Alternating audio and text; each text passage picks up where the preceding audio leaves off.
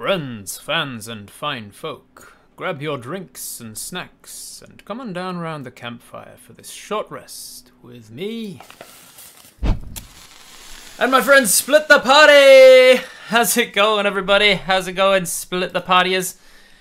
You feeling good? Good. How's it going? Collectively, I want you to speak as one hive mind. How are you feeling? Okay. Yeah. Very good. Yes. Morning. Good morning. Good morning, everyone online. Hello. Thank you for having us. It is very cold in Melbourne today. It's nearly zero. In Melbourne. It is not so bad. We're coming out of it in Auckland. Yeah, how's the weather for you, Leia? It is 80s into the 90s for us, so hot. That is very hot. That is extremely hot. 80 degrees Celsius is... Wow. I'm surprised you're alive. That you should be melting. That's close to a fire. Sorry, I can't. Your blood's nearly boiling. I can't translate that into not American, so... I think it's like 30 degrees Celsius. Thank you. 28. Yeah, one of the higher than 28. One of the easy ones to translate is because 82 is 28, so you can flip them. You can remember that 82 is 28. Okay. 28. So yeah, not I guess terrible. that makes sense. Yeah. I mean, 28 is pretty hot for anyone who's not Australian. Matt, 28 is pretty hot. You have to remember, just because you guys are used to it.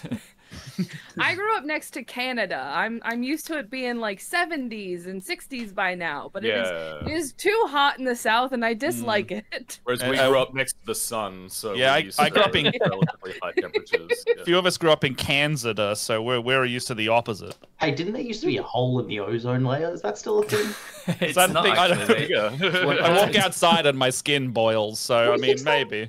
It's one of the things where there was like a problem with the environment that was causing issues, and then the governments put legislation into what was and wasn't appropriate to do, and then we did those things, and it fixed the problems that the scientists were telling us was a problem. And now I love it when that happens. It's so simple. Isn't it crazy that stuff actually worked? Yeah. It's so easy to just listen to scientists. Listen to the nerds when they say things you don't like. They haven't told us anything wrong lately. I don't know why, but it must be fine. There's no suppression. So welcome in to Short Rest. This is a series where we just chat with people from the nerd community. I am Robert Hartley, GM, a full-time Dungeon Master, TTRPG player, and nerd. And these guys are Split the Party. I did it again. I went that way. These guys are Split the Party, also huge nerds that do a lot of nerd stuff. There's too many of them for me to introduce, so I'll go down the line and they can introduce themselves. We'll start with Briefcase. Who are you? Hey, I'm Matt Briefcase Brown. I do the producing and the things around here behind the scenes as well. I also DM for the channel. And yeah, that's all I got. Professional DM as well, even though I can't speak at this time of the morning. And that's me. Short one. George. Hey guys, I'm at Sir Georgethy on Instagram and Twitter. Because my name is George Goldfetter. I'm also part of Split the Party, as you can tell. And if you like chaotic, weird shit gameplay like this, or like just a bombardment of crazy, yeah, check out Split the Party. I think you'll enjoy it. Brendan.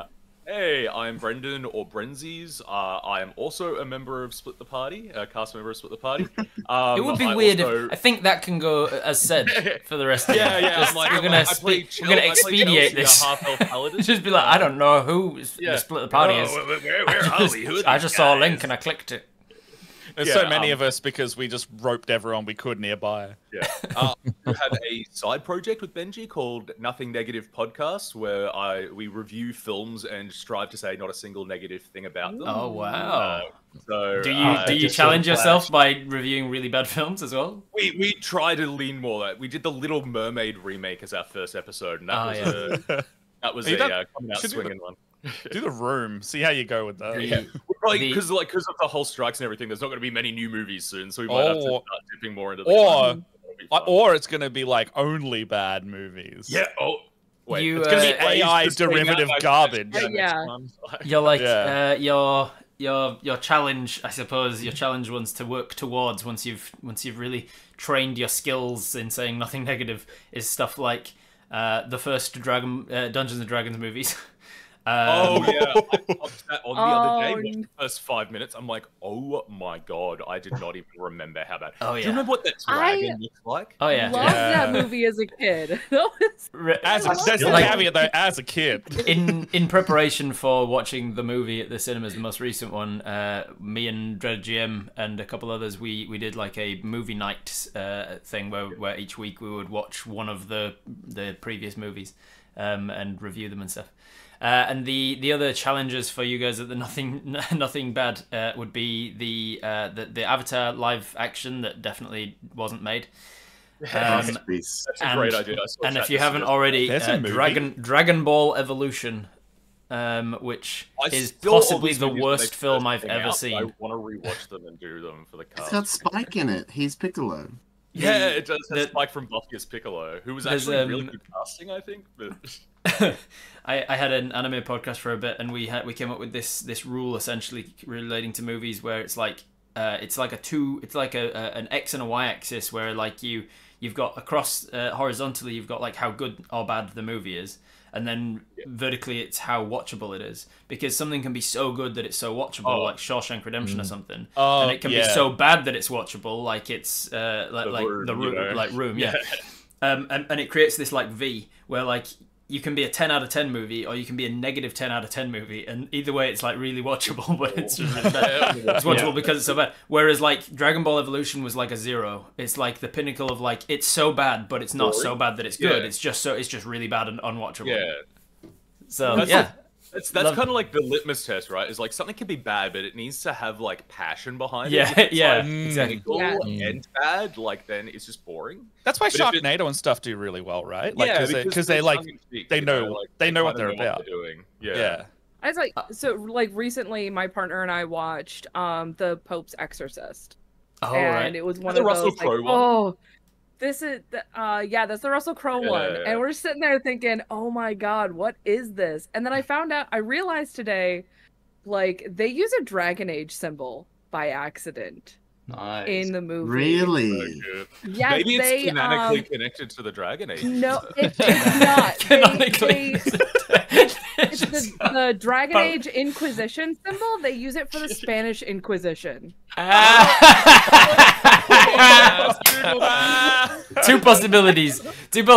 Either the person in charge of that knew what they were doing and was like, "This nobody else will understand this, and I'll get it in as like a little Easter egg because it's Inquisition," or they just Googled Inquisition symbol and didn't know. Oh, No, yeah. the original title was actually the Pope's Dreadwolf. So Russell Crowe's like, "Oh, that's the symbol for the Spanish Inquisition," and I'm like, pretty sure that's a Dragon Age It's a symbol. Dragon I Age got my little manual out, and I was like, guys. That's awesome. I love that. Well, since you're chatting already, who are you? Where can people find you? Oh, my name is Leia. I'm Sorceress Sundry on all of the things. I do a painty stream on my Wednesday night, Thursday morning for the Aussies. And that's basically what I do. I DM and I also paint miniatures if my horde of minis and paint didn't give it away. You have a lot of paint behind you, yeah. And yeah, That's just to very be clear, impressive. you're broadcasting from like a retail store, right? Behind there with No, the this rack is up my there. house. No, a wholesale store. not the war. That's not the Warhammer scores. I could have sworn you were over in Morley. Do not let the pegboard of miniatures. When I told my partners that like when I pulled one of those pegs down and showed you how like in depth this looks like a small amount of miniatures, right? That's not one lot of mini pegging. on the This board. deep. It's 10 inches deep of miniatures. That's the shot from this, by the way. That's the clip, just without context. Just Leia talking about pegging, and then this deep. 10 This inches. big, it's this deep. 10 inches. This deep. 10 inches The deep. peg was this. Blue.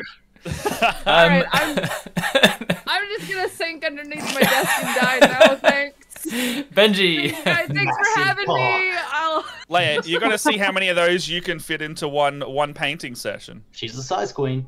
Yeah. Benji, how you going? yeah, we'll figure it out. I'm good. I'm Benji. Good morning. You can find me at Banjack on most socials. I am a cast member of Split the Party. I play Jorvik Bearhammer. He's a hunter extraordinaire. I also co-host Nothing Negative podcast with Brendan, as he already said. Very cool. How many episodes are And there? we two. Two episodes in. It's fresh. Are you releasing them as you're doing them, or are you holding on to a bit of a backlog and then releasing them as a chunk? We've got a little bit of a backlog at the moment, Yeah. but we're ramping up. Like Yeah. we're eventually going to do like more weekly, but we're like, let's start off slow to start off with, Yeah. and then like ramp it up a little bit. Nice. Yeah. Baldur's Gate 3 definitely didn't help release it. Yeah. Yeah, I was kind of miffed that they release it during Gen Con when all of the nerds are busy. I was like, I want to be playing. And then I came home from Gen Con and I got sick, so I was doing something else. And then I was busy with like filming and prepping and writing and things. So I was way behind actually starting it. And so I'm very short amount of gameplay into it. But I'm not gonna be talking about that because Leia hasn't had the chance to play it yet, and I've played so little that I'd get spoilers. Soon. All right, and then finally, last but not least, we got Ben. How are you? Who are you? Oh, I already went. Other Ben, white Ben. Should we go? who am I? Change your Is a, social media tag, Benji. who am I? Is a question I ask every day. I'm Ben Barton on socials. Of course, past Split the Party, and I do some of the editing for it. I play Mammy Bozakil on the show. Nice. So now that we've all introduced, I just want to pull attention to something we talked about right before going live. Matt, you couldn't have arranged friends that weren't all just white folk beginning with B. You could... Well, hang on. So that you were No, like, not really. It's a tragedy. for George sure. was your only friend that didn't have a name that was something Ben like. GB. Very close. Yeah. 'Cause I'm, So how I'm did you guys- MB, How not did BB. how did you guys meet? I went to high guys- school with Benji. Yeah. Yeah. No, go way Matt, back. for far too long. Far too long. It's funny How about- story. It's like in high school, Matt and I actually didn't really like each other very much. No, I thought he was a dick. It's the same. I thought Yeah. the same of Matt. I still do. That was just a work professionality. It's Yeah. No. I got to know Matt a bit closer when I got out of high school because he was friends with like my immediate group of friends. And then Matt actually helped me get my first gig, like a short film gig, like my first acting gig, and it was for my first. I always thought I'd be typecast as like a supporting actor or someone who couldn't do like a main role, and Matt was like, "No, come and audition for this," and I did, and I got the lead, and I was a bit nervous to begin with, but then Matt was there to support me, and it's crazy the fact that we came from where we were to what we are now as friends. Was that that superhero university? Brendan project? actually wrote the screenplay. Brendan wrote for that. and that's how I met Brendan. Yeah. Matt and I went to the same university together. We were doing the same film course, and Matt came on as producer of one of my final year student films. I was also a student, by the way. I was not like yeah. It's all like little. Brendan is in fact older than me. Matt used to have shoulder length. Matt used to have shoulder length hair and a beard that was down to it was past horrible. his neck. Yeah. Matt That was looked only like once. Like a trash wizard. Like I was like that. I looked like that bean wizard guy off TikTok. I just Looks like run you around sell screeching. mushrooms at a skate park. I lived with a guy who did. Accurate. Yeah. You've Alright, nailed it, in fact. How'd you meet Ben then? Ben That's Martin. Ben Martin. other Ben. So Oh, yeah. Found me in a dumpster out back, and they took me. it's We funny thought we could. because You were just took a second to get a little rope around your neck and Yeah. calm you Yeah. down. I kind of met you because there's this other actor that I met at a script reading night, which is where I actually met George. It was like my first year in Brisbane, and I met George. He was clean shaven. He looked 12. Still does it look was- like it was- with a beard. Yeah. Yeah. it was real brief, but then a few years later, that mutual friend invited me to like a trivia night that they did where all these actors went to. So then that's where I met Ben, and I fell in love when I first Love at at first first glance. And then Yeah. Love at first dumpster site. Yeah, and then Ben, you brought George and Ben Martin to a game that I was running when I was like very brand new at DMing 5th edition. That was my first one of my first like proper forays into DMing. And then they rock up, and I look at Ben Martin, I'm like, I know you. And like, turns out I was interested in one of Ben Martin's friends a few years back, and we And had he like come randomly instead. rocked up. Yeah. I ended up kissing Ben. It was a whole thing. No. accidental, the darkness. It was a Comedy of errors. whole comedy of errors. Yeah. We were filming No, a but yeah, script. Ben comes in. He's like, "Oh, these are my friends," and I'm like, "I already know that guy. Oh, sweet. Let's come sit down. Let's play some D&D." Nice. Makes it easy. And then Leia, you're a standout as the only non-Australian. So I didn't go to school with any of these guys, obviously. Contrary to popular belief. So, right after COVID broke out, I did some work with VMuse on D&D Live, and then she was looking for people to help with another stream. Some folks called Band of Badgers over in the UK. They were looking for pro painters. I don't consider myself a pro. I just do it. We But all consider you just- pro painter because you we- are. Yeah, look, No, I'm not. If you've I just- spent Don't make over us a redeem thousand compliments in someone else's stream. If you spent over No, $1,000 no on compliments. minis and paints and stuff, I think you can classify yourself at that point. Yeah, that'd be like saying we're all shit at having white walls. Leia, you literally, the last I thing you was- posted in our Discord was, look at these sweet commissions I finished. As if you didn't getting- just get paid to do You're them. getting paid to do painting. Anywho. Therefore, definition-wise, I was in a meeting with the guy who runs Band of Badgers, and we were talking about like D&D and me being like wanting to guest on some of their games and doing this what they called the Great British Brush Off, which was a ton of Dude, fun, by the way. Great name. It's such a great name. And he was like, by the way, I have this meeting that I'm supposed to start with another creator. Like, do you want to just keep hanging out and like I'll just invite him into the Zoom? And that person was Matt. And we were talking about painting, and Matt was like, You want to start a painting show? I want to start a painting show. We should do that. And then we did it. And Wonderful. now I've been palling around with these guys for the last 2 or 3 years now. Now that I'm having my history laid out in front of me a bit more, I do have a habit of knocking down a door and then Yeah. looking at someone and connecting with them dead in the Hey, eyes and do being like, this. "Hey, you want to start a show?" hey, I got Oh, a show. Yeah. Get in the van. I got a bunch of shows for you. I want to make a so show. You want to make a You- show? Want to make some You wanted content? to do Good Morning RPG, and you had like already done a bunch of work to start it. We were just like figuring out the logistics of how to make it like half talk show, half like painting show. Yeah. And then Yeah. we did that, and now we meet like most Wednesdays or Yeah. Thursdays. Well, Matt specifically was like, I want to do a morning show, so all of us were like, we're out. Yeah. That is how that happened. They're I like, was- "We're I not was- getting up." I'll get Yeah, I someone was to have a surprised time when zone. I was setting up Guys, the morning times.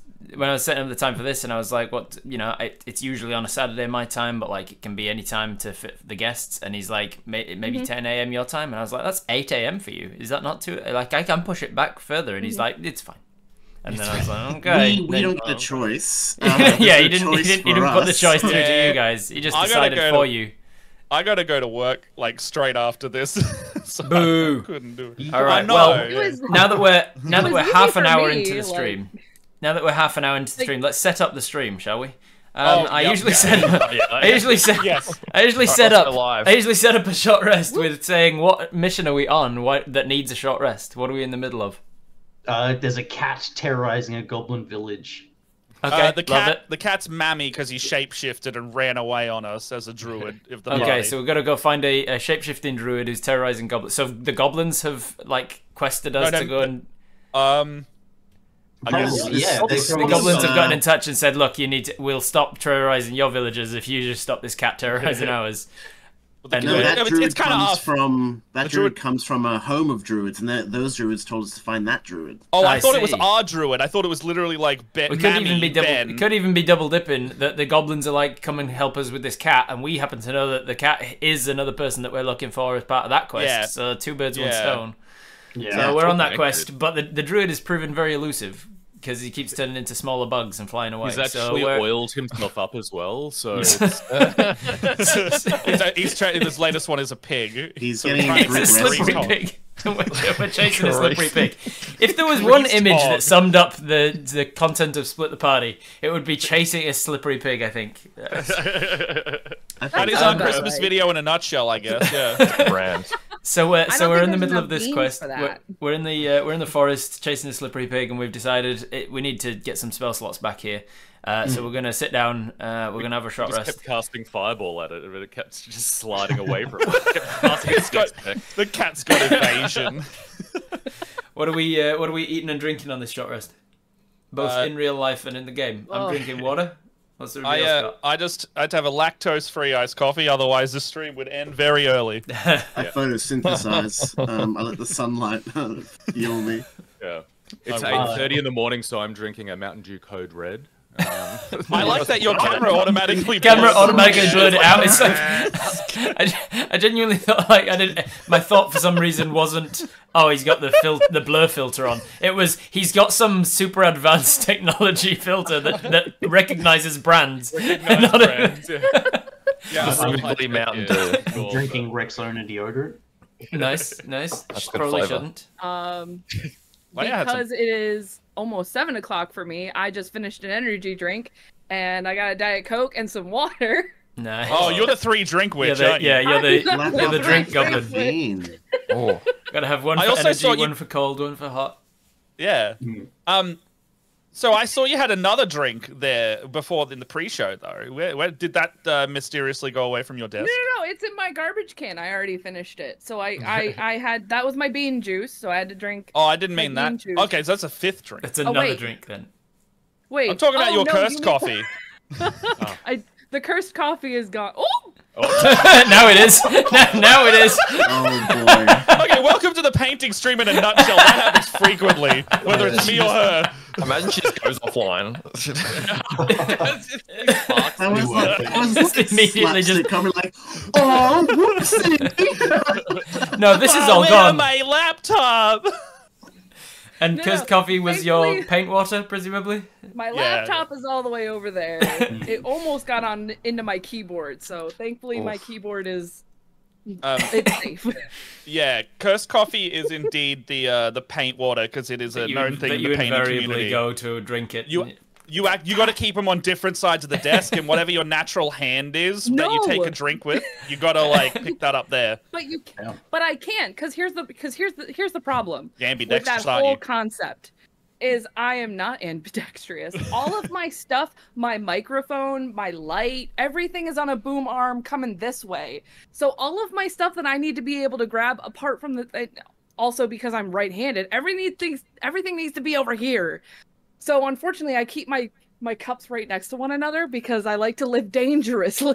I mean, that's why Yeah, that's why you got to use like a mason jar, like something that's very much not just a tumbler. You can't, yeah. Unless- yeah. But then you fall into the realm of like if you live in Melbourne, everything's in a mason jar anyway.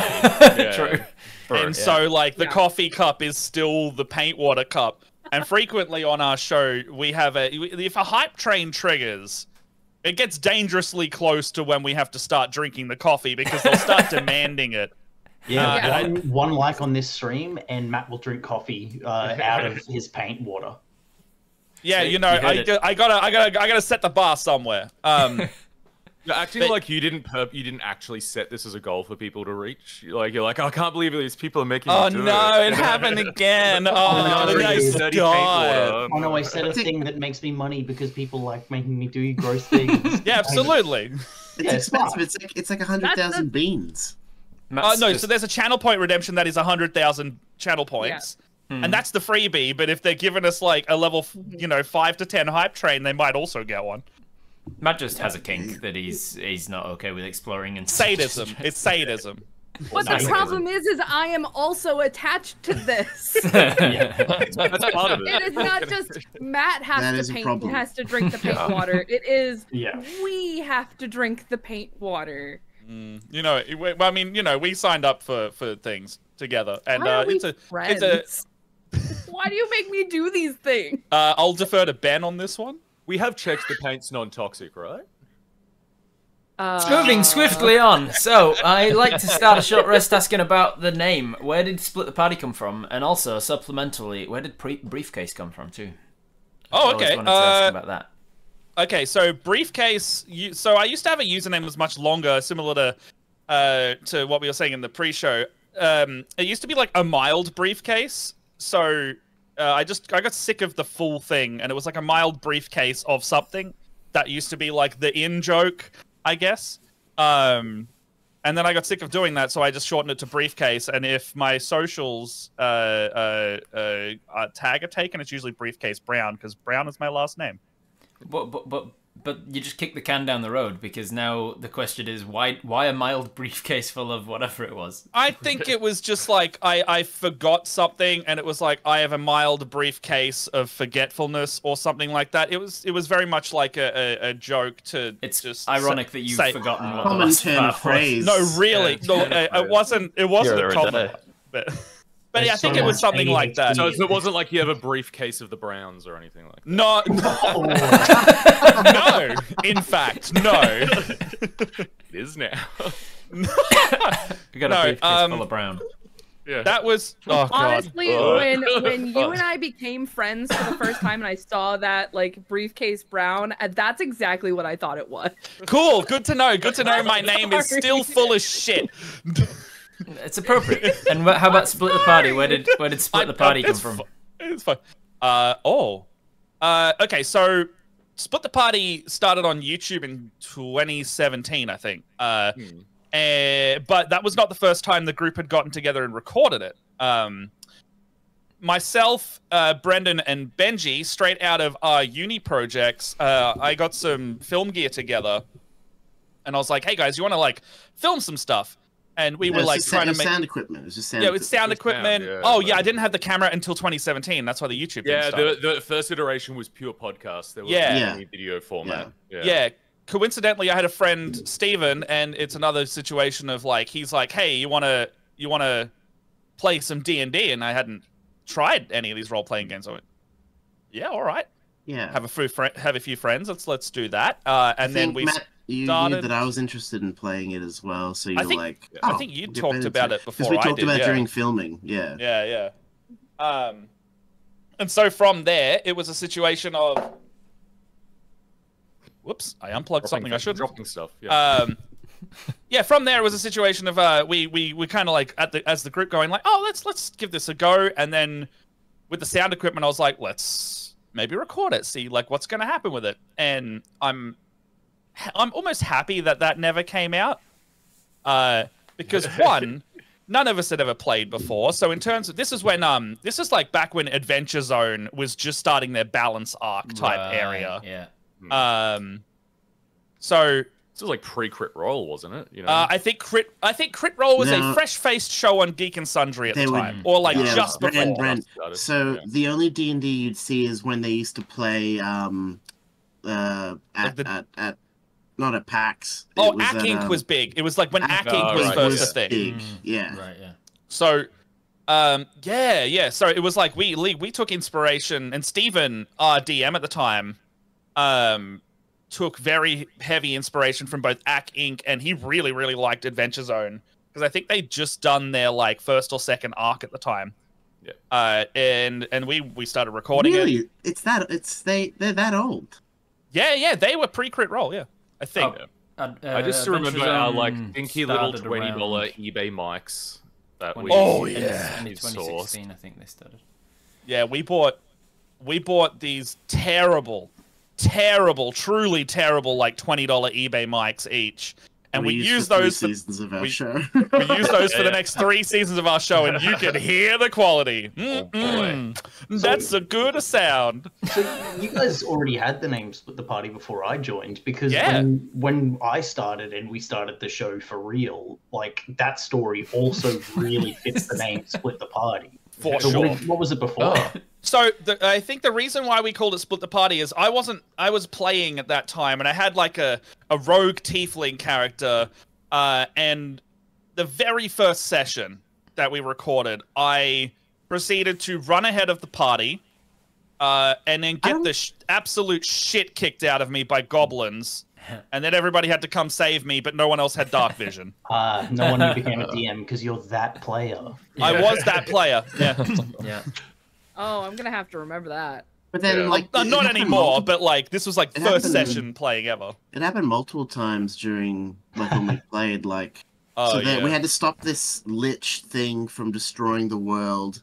Oh, you and I did and- that, didn't we? Matt's character, my character, we were trying to, like, circle around and stealth, but, like, one of us, Matt, failed the stealth check, and, so, like, Well, and they all, like, yeah. attacked Got us. the shit Yeah. beaten out of you by goblins. Yeah. Just No, always- that just I always think, got. I think we tried This to... just becomes a running thing. Every time Matt fails a stealth check, goblins appear out of nowhere and beat the shit out of him. Yeah, that would be a funny bit. To God. Hold on, real quick. I'll make a note of that. Just- He's got a goblin curse. Yeah, he's got some sort of like curse of the aware goblin. Every time that he's noticed doing stealth, goblins pop Matt- out of the shadows. Matt is an amazing DM. As a player, he's a wild card. Like he was Yeah. the full-blown wild card player. Yeah, I've Well, played my- with him enough to know that. Yeah, he's used to break being her a too DM. fast. He's used to being a DM, so whenever he's in a game and there's like even a slight lull in anything happening, he just jumps into being like, "I got to keep things going," because it's very much now that I'm starting to DM a lot more, I can definitely recognize why that's a thing. Yeah, you become a Yeah, chaos makes sense. gremlin because you're used to filling this Yeah. silence, and then doubling that with being a content creator, you're effective at doing that as well, and it will end up in something being either funny or chaotic. But that's not always what you want in the D&D game of Yeah. seriousness. Whereas my playstyle is just to constantly test people, be like, "Oh, this is the Yes. obvious choice here, but we shouldn't do that. We should like probably punch a child, steal their coke, and run out of the building just to see what happens to the nurses." Like, I mean, if the child is a coke dealer, you probably should take it from him. Yeah, what are these kids doing with all this drugs? Save, Yeah, I'm save sure they them, got- save them from the life of coke. I'm sure they Yeah. got way more Yeah. coke than that. Yeah, but yeah, rounding out the split the party thing was just like we just kept doing it. We just kept doing it when we knew we shouldn't, and we thought Yeah. it was funny, and we're like, "Hey, split the party, the thing you shouldn't be doing."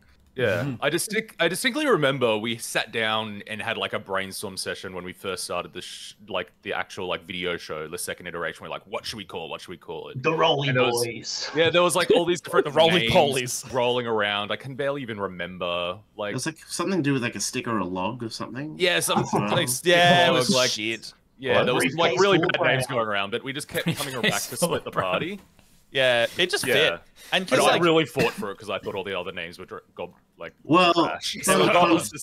fun fact: the show almost didn't launch because Brendan and I were very fervent in. Well, we had a bad experience the first time we Because did of it. how badly the original iteration of the podcast ended up going, like Yeah. it was like a bit of a shit show. It's like- I can say with absolute certainty that it never came out, and we recorded a lot of it. Yeah, And I that's- still in have in my the mind, files. I don't even think like in my mind. I'm like, we weren't recording that. We were just playing. Like, Yeah, like, yeah. that No, wasn't- literally call it a test run. That will never see the light of day. And it's Yeah. not even because it was Patreon I don't like think those bad. files exist anymore. Oh no, I found them. I found them. I'm going to keep them under lock and key. They're not coming out. well, present day Split Never see the Party- light of day. Present day Split the Yeah. Party works really well because that first game that Benji brought me to that we ever played, Vadek Kingsbane was the first D&D character I had ever made, and he was very much like just stereotypical classic orc fighter, gruff, like power hungry, magic items. I'm angry man. And now your character? And yeah, now I've just like quadrupled down on that because I was like, I want to make this character the most edgy thing I can possibly do, and it's fun. But how the story before we had actually started filming played out was there was a point where the party and my character, we were all having to make this choice from a demon, and the demon was offering power, and nobody wanted to go for it. But my character Vatic was like, "Yeah, why wouldn't I?" So I tried to do this, and it was against everyone else's wishes. And through going with the demon, it had split the party. And then the first episode of chapter 1 of Split the Party was my character coming back to the party to apologize. And so, yeah, Split the Party kind of really worked well for that. Yeah. And, you know, cut to when we're about to put out chapter 5, hopefully this year, we're finally dealing with the demon itself. Yeah, which the is latest what, like, season. 7 years later.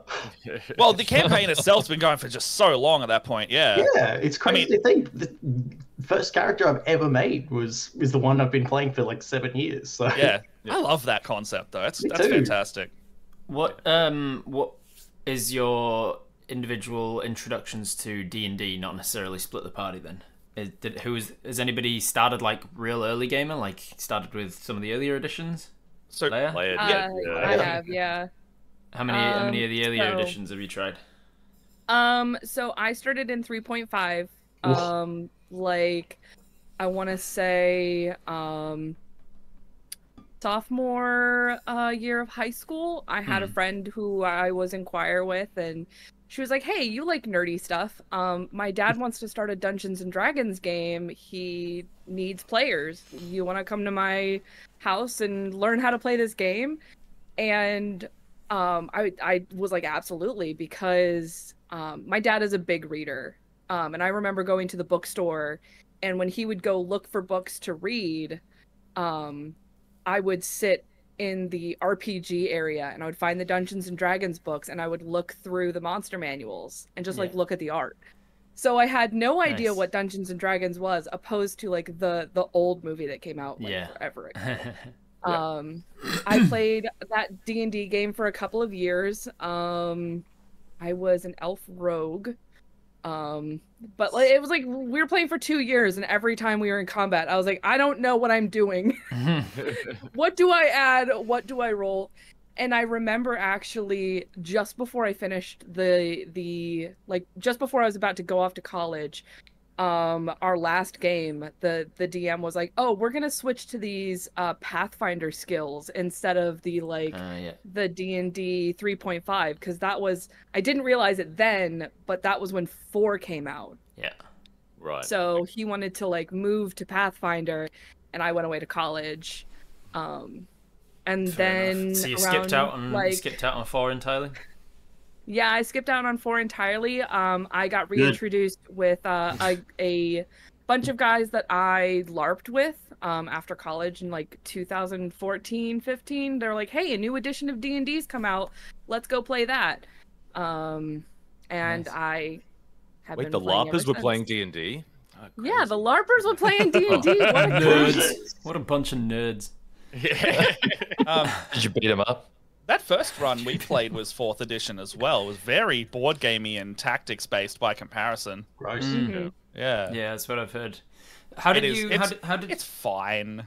How did the content and the structure of Split the Party change over time? Was it always intended to be an actual play? Because I notice on your YouTube you've got a lot of stuff that isn't just like actual play content. How did you decide like what the scope of Split the Party as a company was going to be? I think it was always like taking a little bit of like it was very much the mantra of like make the content that you would want to watch. Yeah. At the very least, like trying to make it so we didn't want to like. It was a bit of like we wanted to try and throw some things at the wall because we liked it, rather than we haven't fed to an algorithm typically. No, I mean, there are also so many other channels and things which are just like, "Oh, here's us playing," and it's just 3 hours of footage. And a lot of us had some of us had video editing experience and went to university for filmmaking and things. So we were like, we should put those skills to use, or that's the one thing we kind of have. So I think we wanted to make it shorter and more entertaining and actually edit it properly. Yeah. So the goal definitely was like to start with, to go like, all right, well, what's an actual play look like? How can we make that different? And we really like the idea and latched on to like TV episodic length. So you know, 25 to 35 minutes roughly of here is a YouTube video, and YouTube was kind of like starting to take off in the you know, your watch time was not just short skits anymore as much. It's still, you know, kind of ebbs and flows, but we really liked having you don't have to sit down and watch 2 hours of it, because we can't sit down and watch this for 2 hours personally, because multiple of us probably have ADHD, and that's why we stick to each other. Yeah, so it kind of worked out that way, and then we liked the editing style. Like, I myself have been an editor since high school. Like, it's 15 plus years of doing Premiere or Final Cut or something, and I worked in broadcast television at the same time as we were doing the show back in Brisbane, and so it was just kind of like filmmaking production was already in my, like, this is easy to do, let's do the production stuff for content we like. And you had a cast of pretty much everyone there were actors or worked in like the film or entertainment industry. Right. Yeah. Yeah, except Brendan, who somehow is still one of the best performers. Yeah. Well, Brendan, Yeah. Brendan, I'm you're just a writer, though. theater kid, so I kind of slotted in really, like I was like big gay nerd theater kid, did drama in high school kind of thing. So, Yeah. Theater sports. You're creative. He says he did. Yeah. Mhm. Yeah. So Theaters. so yeah, but yeah, it's really cool. It's crazy. Like, I had this job for a while where I was like working like the tech like IT department of like a theater that I worked at for a little bit, and there were some guys there were like, "Do you want to play Pathfinder with us?" And I'm like, "Yeah, I'll slot in and play Pathfinder." And I was so used to playing with these guys that I was like full on like, "Hey, sweetie, it's me, Eleanor Abernathy," like role playing, like this character. Well, to be And fair, everyone was like looking at me like I was some kind of alien, because they were just like rolling dice, be like, "I hit," you know, like they were all. You always stand out. You always stand out when you're the one Oh, role player, man. and you're like, "Oh man, everybody else is talking in third person." Exactly. general So, like, side note. I Oh, walk sorry. here and I hit that, and I'm like, "So what's going on, everybody?" You know. You played that character a few times with us as well since then. I love that character. It's one It's of a the three funny voices voice. I can do. So Hey, that's Brendan's actual voice. He's putting one on I'm right putting now. He's talking. So, so you started out being like, let's go actual playing, let's focus on like a short, snappy storytelling with good editing, which is, I would say, one of the strong suits of Split the Party. One of the sort of unique selling points is your editing. Like, it is very quick, edited, fast paced, kind of keeps the attention of all of those of us who have attention deficit. Or problems with focus for long periods of time. I'm sure many people in the TTRPG space can relate. There seems to be a huge Venn diagram overlap of the people neurodivergence and D&D. Who knew escapism was such a hell of a drug, you know? And so you focused on this stuff, but I noticed Escapism. I noticed on your YouTube, I noticed there's other stuff. There's you guys playing video games, and there's you guys doing geek reacts to a certain to a certain That's a program. fun story. So how did you decide like you were gonna branch out from just D&D and start doing other content as well? I think it was a situation. I remember when I was like pitching, or like we were going like, what do we want to make? And it was like the get your feet on the ground running with the actual play, see how that goes. And I think when we hit chapter 2 of the show the next year, we were like, let's just make some other stuff. My brother and I were playing, actually with the original DM from way back when, Steven. The three of us were like playing PUBG, and my brother just edited like very like Stone Mountain 64 subtitles on top of it, and I was like, this is so funny. Let's just put that up on the main channel and see if people like it, and they did. So we were like, let's just keep doing some more gaming stuff. We did a video that has turned into a on and off long-standing series called Scaredy Matt, where they force me to play horror games, and I am not good at horror. Yeah, I am Matt not is good. A tiny little baby when it comes to things, and it's very funny. Like, I think we make a good dynamic because all of us are either scared, or then it comes to me, which is I'm just not scared of pixels on a screen at all. And so it's me and Matt make a good dynamic, I reckon, because Matt's the one who's like, step by step going, and I'm the one being like, "This isn't an entertaining video, Matt. You've got to just move." Yeah, the first one they made me do was Resident Evil 7 in VR. VR. And The yeah, first he's one. scared of Oh my the God. menu sounds. He was Just so take into sweaty. it. Yeah, wow, isn't That isn't it video. amazing how big this Olympic pool is? Push. Yeah, they're just like, go for it. And I'm like, oh my God, it's so immersive. It took you like an hour to walk inside the house if anyone was playing the game. Yeah. I was like Matt the opening the tutorial menu. screen. Yeah, He Yes. scared himself opening menus and stuff. Yeah. I can't state how bad I'm in horror games, and same applies with horror movies. They'll fight for who sits next to each other in the horror movie so they can watch my stupid fucking reactions when I'm watching this thing, because they Yeah. like Oh. yeah. That's a real life turtle. He retreats into his jacket. Yeah. There's an anecdote in my family of we went to see a movie that had a bit of a shock in it. It wasn't even like a horror. It was just like a jump scare kind of a moment. And Yeah. I was relatively young, and I was with my mum and one of my mum's friends. And then at some point, like after the thing, she goes, mum's friend goes, "Oh, I was a little concerned about the language," referring to the movie. It had some bad language in it at one point. And my mum goes, "Oh, you heard that, did you?" And she goes, "What do you mean?" He goes, "Oh, Robert with his bad mouth. It's because and my mum thought she was referring to me because halfway through the movie, my mum with her coke in her hand. This is cocaine, obviously. of course. The coke in her hand. She this jump scare happens, and she goes, "Ah!" and it goes all over me, and I go, "Oh, for fuck's sake, Mum!" And so my mum thought that her friend was referring to me bad mouthing my mum with bad language. Because my mum was much like you, Matt. She would jump scare at anything, and she gets the easiest frights of any just like watching action films. I really like horror. I really like Jump horror and scary scares- stuff. But Jump I'm just bad scares at are it. cheap.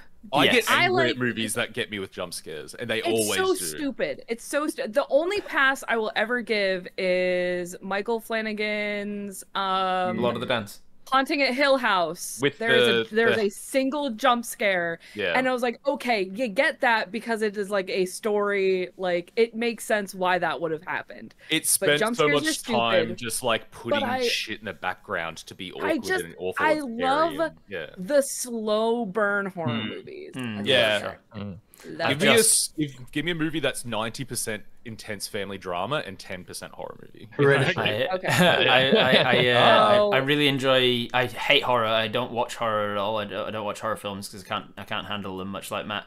And I don't play horror games. But I've discovered that I have not only a talent for, but also a real enjoyment of telling horror stories, because I guess I'm on the other side of it and I can control it. And so I every time control Halloween horror. runs around, every time That's Halloween so runs around, I much do better. a Twitch Tales. Twitch Tales is my series on my channel where I do interactive D&D, where I'm the DM and the chat is controlling Hive Mind, controlling the character. And there's like an ongoing series of that. But every Halloween I'll do a special where it's like a one shot. It's still set in the same world, but it's different characters, and I'll just run them through a horror. And I just yesterday reviewed last year's Halloween so that we can put it up this year. And I was listening to it going, because I'd put enough distance behind it that I could listen to it as a piece of media and not like the creator of it. So I was listening to myself telling this horror story along with the chat, and I was like, man, I went real dark on this. Like I went gruesome and gory, and it was a real slow burn, Love kind it. of like a creepy walking through a forest and there's something chasing you, but you don't know what kind of thing. It was a good story, Love that. if I say so myself. Yeah. Love it. I think all of Jesus! the party's got Jump scare. So That's brilliant. I think That's perfect. Oh, sorry. all the party's content was it started out with that of just D&D, and then we started to think, oh shit, we've got a YouTube channel, we need to branch out like PewDiePie doing all different types of a games. little bit. And then we were kind of like, this isn't working super well, so we started to kind of pare it right back to just Yeah. PTRPG stuff. Well, So you- that's you- yeah. We and so hadn't. You realised that forcing Matt to drink paint water is one thing you can do. Forcing him one to play, forces Oh, no, him. yeah, forcing him yeah. to play horror Yeah. games is another thing. It's just your content just became force Matt to do things he shouldn't be doing. Well, here's the thing. I get I get my own back at the end of the year with a particularly fucked set of videos that we like to make in the Christmas videos, and that's just Hold on. What do you mean? We don't Yeah, what? force you to do anything. Why do you get yours back? Oh no, I've got to drink paint water. Oh, If you wanna- oops if you guys- again! I'm gonna get him so bad in the Christmas video. If everyone in stream wants to see videos that have nothing to do with Dungeons and Dragons, but are somehow split the party, watch our Christmas videos. They are fucked. Yeah. It's Why, we in get everybody together pitch in them. the garage and we host a just completely unhinged game show where there are challenges and presents, and Brendan seems to get a paint your own rock set for any prize he ever wins. It's really cool. And there is a lot of it is look, it's not for the faint of heart. It's disgusting. really cool. It is abhorrent content that you should all just, if you do watch it, it's akin to letting a tap run and just putting your face under the faucet. Because you just don't have control in that show. You just let it wash over you like a fever dream. Yeah, comment under the video which moment made you gag. Yes, and there will be multiple. That And sounds. this is why I'm glad sounds that I'm perfect not for in Christmas. Australia. Yeah, no way. Yeah, sounds- It really- sounds- really sounds embodies the epitome holiday of- spirit, yeah, I'll the say that. Christmas. It's the only time I'm like, man, I am so glad I don't live anywhere near you. AJ, George and I were talking to AJ about it, and she was like, "I love how you guys make that thing, but don't ever fucking put me in it." Yeah, like that was the line to draw. Like, Yeah. I'll watch it, I will never be in it. Yep. Yeah. That's smart. Now I have to. She's watch right it. to do so. Outlet now. Now I have to Yeah. go and see what you're talking about. You can just say that. I don't know. Hang on. When you're bigger than us, yeah. Oh, Yeah. So- no, Because but- I remember Yeah. when Matt was like, "Hey, Leia, you want to make a video for this?" And I was like, "I don't know if I want to be anything part of it, any part of that Christmas video. I think I'll Yeah. just you guys have fun. Bye." Brendan- It is very much that thing of like Christmas turns up, Matt's like, okay, we're gonna start getting ready for the Christmas video, and everyone else is like, No. oh, It's so- we don't need to. It's We so could fun just to skip. make. We could skip it. Yeah, it's like torture for a day, and then you look back on it, you're like, oh yeah, that was pretty fun. You want to do another one? I don't know. I always get bruised or something's wrong with me by Yes. the end of I the did- weekend. yeah. Physical pain. George full pelted Benji with an eggplant in one of the years. Yeah. Oh my god. Yeah. And I'm really annoyed that the shot didn't really make it into the video anyway. So. I was at the gym last night. A and I raw dropped a eggplant 25 or like a really soft, like overcooked, soggy, No, it was squishy like it was a eggplant? Like raw, fresh hard The eggplant. raw eggplant. eggplant. Nailed him in the Oh, face from ow. like 10 feet away. It was for Though. it was for a segment where they had to do bowl, like they had to That was bowl. the segment. The show was over. Was the show over at that point? The No, it show was was from over. it though. Wasn't even Just rolling. threw an eggplant. The Not show to was done. spoil, yeah, not to spoil the ending of it, but they were receiving a punishment, and whilst that was happening, I pegged an eggplant at him. Hit him in the Yeah, you're eye. right. You're right. Oh yes, yeah. And, We are friends. we are Yeah, friends. see, yeah, That's how we show our that's- love. Yeah, that's what we Eggplants. say on camera anyway. Officially, Yeah, the official yeah. result. We promise. Our mantra is it's okay as long as it's on camera. Well, Oh my that's god. a pretty thin line. Yeah, to let's not go stretch. down. Yeah, let's not go down that route. Let's instead talk about Geek Reacts. What's that? How did that Oh, series? yeah, okay. How did that Yeah, series alright, begin? you Let's talk about George Okay. and his abilities with women. Okay, so so you may notice there is a stint on the YouTube where we didn't put out any D&D nor much gaming content, and it's because a reality TV producer approached George. Yeah. and- No, was the also whole. the height the of whole- COVID. the whole oh, thing. sorry, yeah, they approached the Yeah. group and were like, "Hey, That's like, we like your D&D show. Do one of you fuckwits want to come on reality TV on Beauty and the Geek?" Which one Oh, of you is that guys how it is happened? Did single they and- did they Yes. approach George because of Split the Party? Yeah, they did. So, yeah. So the producers obviously were like, We need nerds. Where do we find nerds? Where do we Let's go to find GLAP nerds? conventions. Let's on just Google. Google Yeah. Google some D&D shows. Awkward, sad, lonely nerds in And they my found area, George. And they Yeah, found basically. Did they? So they went to Split Apart and said like, "Hey, we need a nerd from you guys." Was it like? Did they say we want George? Or did they I say said we don't want George to Well, start.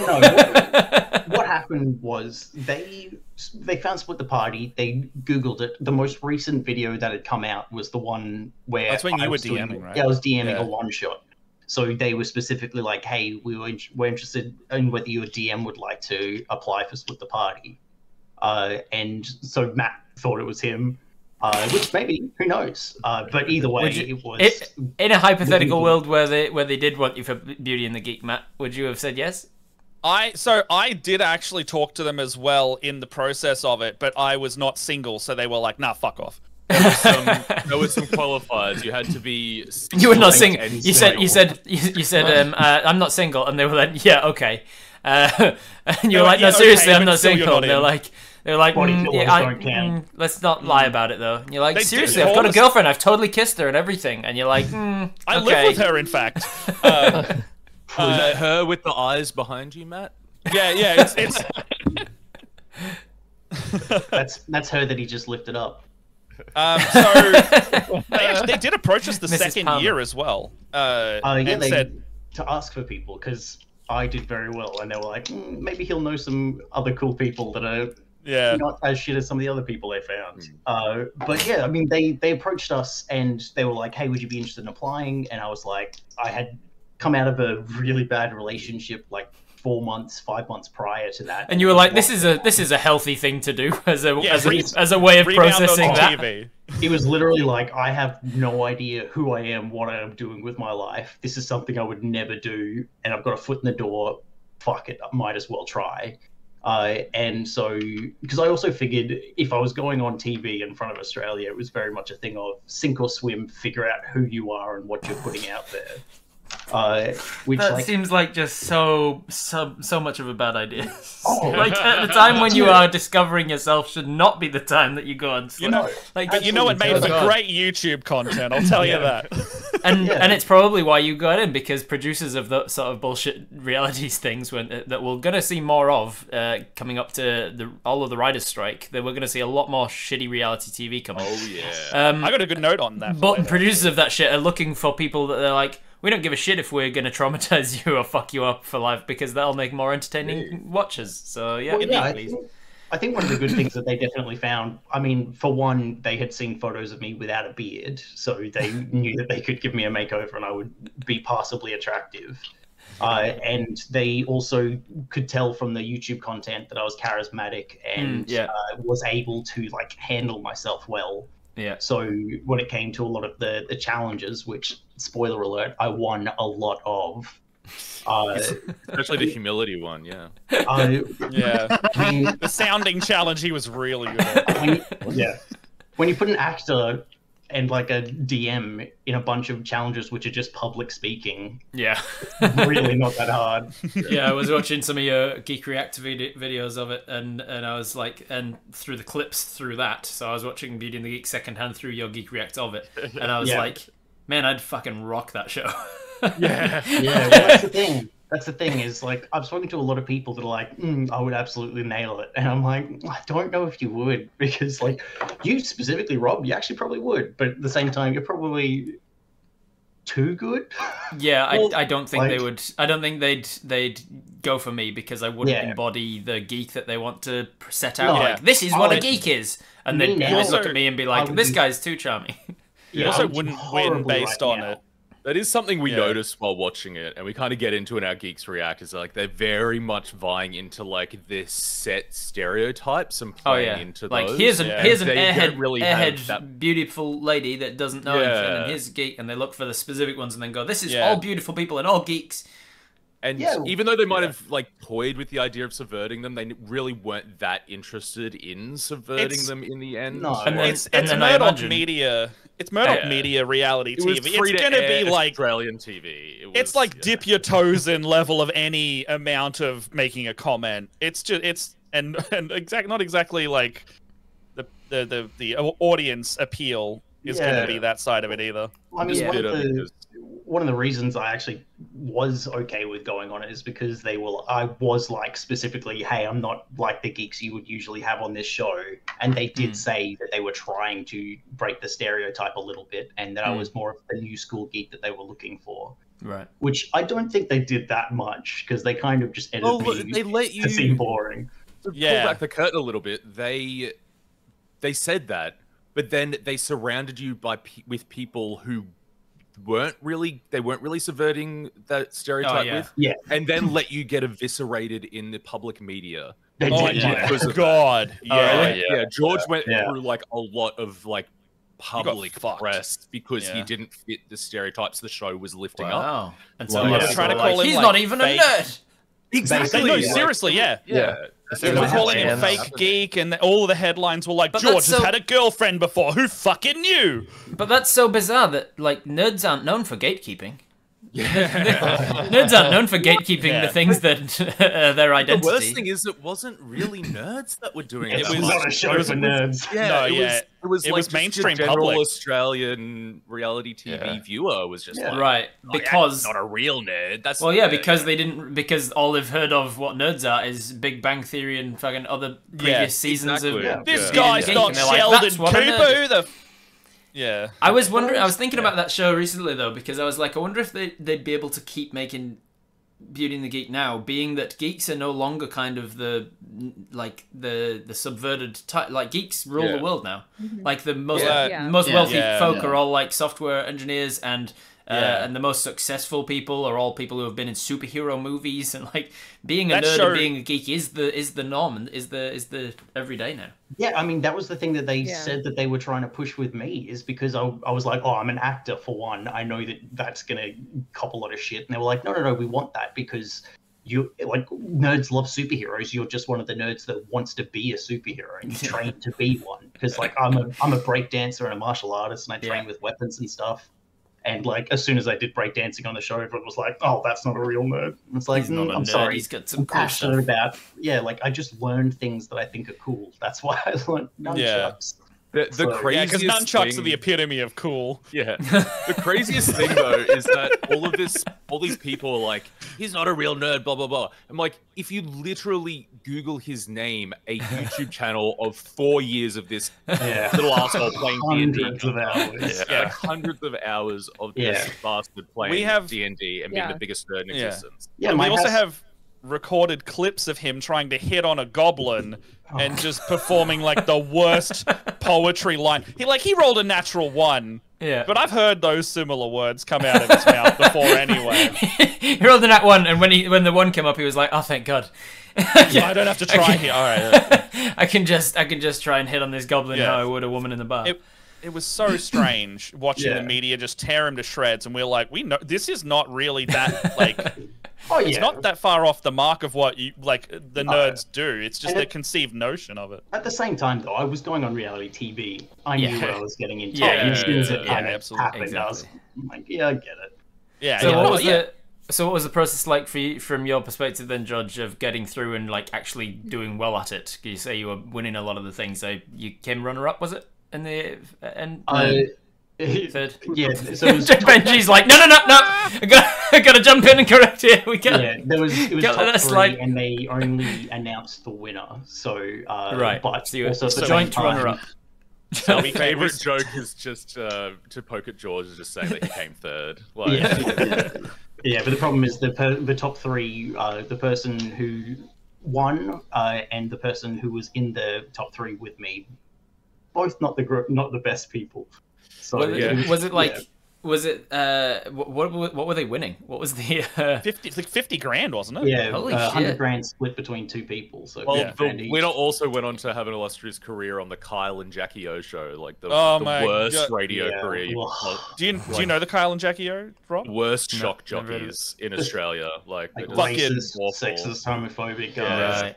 always in doing disgusting controversies. Literally untouchable by like accountability as well. They just get away with fucking anything. Real story though, the winner of the show, who on Kyle and Jackie O, put his penis in a pie for one of their segments, and then they fed that pie to like their groundskeeper or something, without telling him what it was. And then on the show, they brought him on to be like, "Hey man, that pie you just ate, that had Lockie's penis in it," which like truly just straight up, sexual harassment and they received nothing for that. Yeah, wonderful. Yeah, sounds like they make millions of dollars. Sounds like a good show that you are disappointed at missing out in, George. Well, I mean, either way, I had an incredible experience on the show because I didn't go on it for the fame or the money. I mostly went on it for the wild experience and I had for learning who the fuck you were. Did you get that out of it at least? You got to the end of it and was like, I feel confident knowing who I am. I gained so much confidence. Like, he's a monster now. Yeah, it did a huge amount for me. Yeah, we got to take him down a peg more than normal. So the Geek Reacts that you were doing with you guys watching George on the show, those videos seem to have gone gangbusters on Split the Party, like views-wise on YouTube, right? So like comparatively to the D&D content. And so, did you find any amount of crossover from the people who were tuning in because they were just fans of the show and they wanted behind-the-scenes stuff to being like, oh, let's watch this guy also now playing D&D? Look, barely. It was just, and I think that's another reason why we were like, we did George's season. And it was really fun because George was on it. And then we did a season 2 of it, and we also half did a Survivor one. We recorded it, and then we ended up releasing all of it. Survivor was just like back to what every other video was doing. It wasn't Beauty and the Geek anymore, and the Survivor crowd were like, "You guys are being really mean," and we're like, "Well, yes, but no. We're Australian. We're being Australian." Did you get that feedback? Yeah. On some of the Reddit posts I saw, they were like, "You guys are just being really mean for no reason." We're like, "No, we're just performing Australian commentary. This is how it goes." We're being mean for good reason. Yeah, and we did season 2 of Beauty and the Geek, and because George wasn't on it, we fucking hated it. We were just like, there's no reason to like this show anymore. There's no draw here for us, and it became painful to record. So what we did is we were like, okay, let's just do like a recording where we get like the best of 3 episodes, and we'll just do like a 1 hour on that instead of watching every episode in full. And even then we were just like, this is hard to watch. And we released one of those, and we were like, nah. Let's just stop. Yeah, it was a really, really dangerously short turnaround to edit those videos as well. And I know it wasn't good mentally for our editors when we were going through that process. So we had to try and make those changes if we were to do it again. But then, like what Matt said, we didn't enjoy that content. So we thought there's no point really into continuing with it. Yeah, it was more just like a testing ground, like, right? We were just like, well, we did the George stuff, and that got some views. So let's see if that's got a transfer, and it didn't. And we're like, yeah, let's stop making them, Like, it's like we don't enjoy it. It's not getting us anything, and like even in the first season, I remember we had 3 or 4 of our editors trying to edit the show and have it out in the quality that it ended up being on YouTube within 2 to 3 days. Yeah, that's a hell of a lot of work. It was like it had to come out within days just so it would remain relevant, because the second you didn't, someone had watched the next episode anyway and you're fucked. Like, it was just so I don't even think like a we don't pay ourselves either, like, for this editing. We don't make enough money to pay 5 to 6 people. And so we're all doing this on our own dime in a COVID So I take lockdown. all of it, and not even. But it was a really dark time. Like, watching y'all go through that, like, as somebody who was like, I'm really sorry that I can't help over here. Like, it was rough watching. Oh yeah, it was awful. I played so much Sea of Thieves all the time.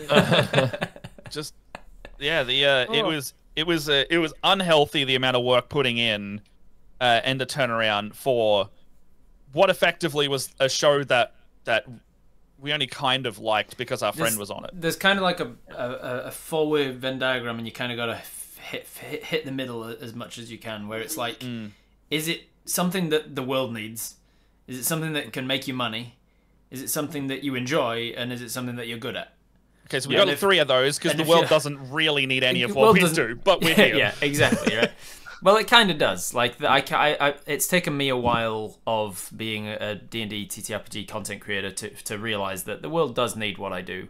I kind of was down on myself for a while, but the number of times that I get messages directly or through the comments on the Viva videos and stuff of people saying, like, you guys have helped me through some of the hardest times in my life, or like just having the escapism or the stories that you guys tell is really entertaining and uplifting, or like especially during like the pandemic and stuff. People need what we do as entertainers and creators. There is a reason that, like, if we're into an apocalyptic when we go into a post-apocalyptic world, that storytellers will be around. Like, people who are selling stories will still be one of the most important jobs, because it's one of the very first jobs that ever existed in the world. Exactly. And it will continue on forever, because people need stories, people need escapism, and people need allegories to connect what's going on in their life to other people's lives. Empathy is a trainable skill through stories. So I think it is important what we do. Yeah, if it can make you money, you're good at it, and you enjoy it, then you've found the perfect thing. So if you find that these Beauty and the Geek or the Geek React videos was just like none of you were enjoying it, it wasn't really doing anything for the crossover of your channel, and it wasn't making you money, then you're just hitting none of the things. Yeah, exactly. And so that was it. But when I go on Too Hot to Handle, you guys will have to do a react for that. I'm not watching that show again. No, I will genuinely, if George is in another reality show, I will watch I would do that, yeah. We really want George to get on Survivor, because I genuinely like Survivor and watch that in my own time. So if I can cross those two then you can make content. That'd be great. I would absolutely George, do that again for Survivor. Get on it. I would love to, but I've already been knocked back. They said they don't want other ex-reality TV people. It's because they know. It's because they know that you know. All right, Ben. Right? Yeah. Ben, step up. Survivor it is. Yeah, who wants to go on next? We got 6 casts. We got Benji would do the best on Survivor. No. I need everyone's food. Just specifically, not even hungry, and just licking it all. I think I could do it. I think I could. Yeah, I think you could do well. I think I could do Had that something. within 15 minutes. If I was physically fit, I would love to do it. What? Oh. So what's I'm too pale for that. Yeah, no, So this is sort of content you're not doing anymore, but let's talk about what content you are doing. Like, what's the present day Split the Party look like? What's the best way to pitch to somebody who has never seen your stuff and you want them to start like now rather than going back and watching your old stuff? I think a good way to kind of pitch Split the Party, and especially just our main series, is it is a huge, epic, dramatic story that is intercut with just ridiculous humor. Has a really interesting dichotomy between like sometimes toilet humor to like really intelligent humor, and great characters that you can really get into, all through this really, really intense storyline that has massive decisions and massive, just the weight of everything going on. But yeah, edited together really like nice and sharp, and with different little gags and bits and stuff. Because one of the bits that really made me laugh out loud was you were just like starting. It was like pre-game sort of chitter, and I think it was you, George. You were drinking a Red Bull or something, and you were like, "Editor, blur out this non-sponsored brand of drink," and the editor's like, "No," and then blurred out everything except the drink, just like highlighting the fact that it was a Red Bull. That made me yeah. I don't remember editing that. Yeah, you nailed it, George. The theme of the campaign is completely homebrew, and I liked to take it's all in my homebrew world as well, and it is literally the entire campaign is based off the consequences of their actions. About 90% of the time, I will have a plot line, and then I'll go, "What happened last?" Like usually my key phrase in a lot of my DMing is like, "What happened last time?" Yeah. And then I'll take that and just ruin their lives with it. Any DM worth their salt, we'll just continue to pile on their stakes, and then and then it'll snowball into what we've got in 5 seasons later, where our latest season that we filmed in June, and we're currently madly editing it. It is the best season we've ever done, and it is literally dealing with the repercussions we set up episode 1 in season 1. So you start off each season, like you film a season at a time, edit it, and put it out after the fact, so that the whole season's finished by the time it starts coming out. You know, YouTube editing is a hell of a bitch. So aspirationally, yes, but not always the case. Like when we did our first couple seasons, we were working differently, so we would be editing weekly. And then we hit season 3, and we were like, we got to just record shorter length. Season 1 and 2 were longer. Season 3 and 4, we recorded over a weekend for about 3 to 4 days at a pop. So they'd be like, similar to what you do, Rob, with your Viva shoots, where it's like probably like a 10 to 12 hour day, and then just film the whole thing, cut it up later, and it's all pre-recorded. Yeah. Okay, cool. And and it's all in the same campaign world with the same characters, or but rotating characters as people die, or what? So we've had these 4 guys through the whole thing, and then we've had in season 1 we had our friend Brooklyn on the show, and then she couldn't be part of it anymore, and then seasons 3 and 4 had Lydia, dear friend, and then she left at the end of 4, so she wasn't she's not in 5. And then we have some more guests. Ellen, actually. Ellen Graham flew over from Adelaide to be in Chapter 5. And our new, now good friend, Lena Moon, is also in the show for Chapter 5. So we have 6 players on this latest season. Nice. Yeah. And before that, it's worth noting as well that each new chapter we made a decision to strive to make it still a jumping on point for new watchers. So like so somebody can start at any particular chapter. So and how do you do that? Because that's one of the biggest problems with actual play online is so much content to catch up on, even for short episodes. So the way I write the show will be specifically like A to B, and it will finish in that block.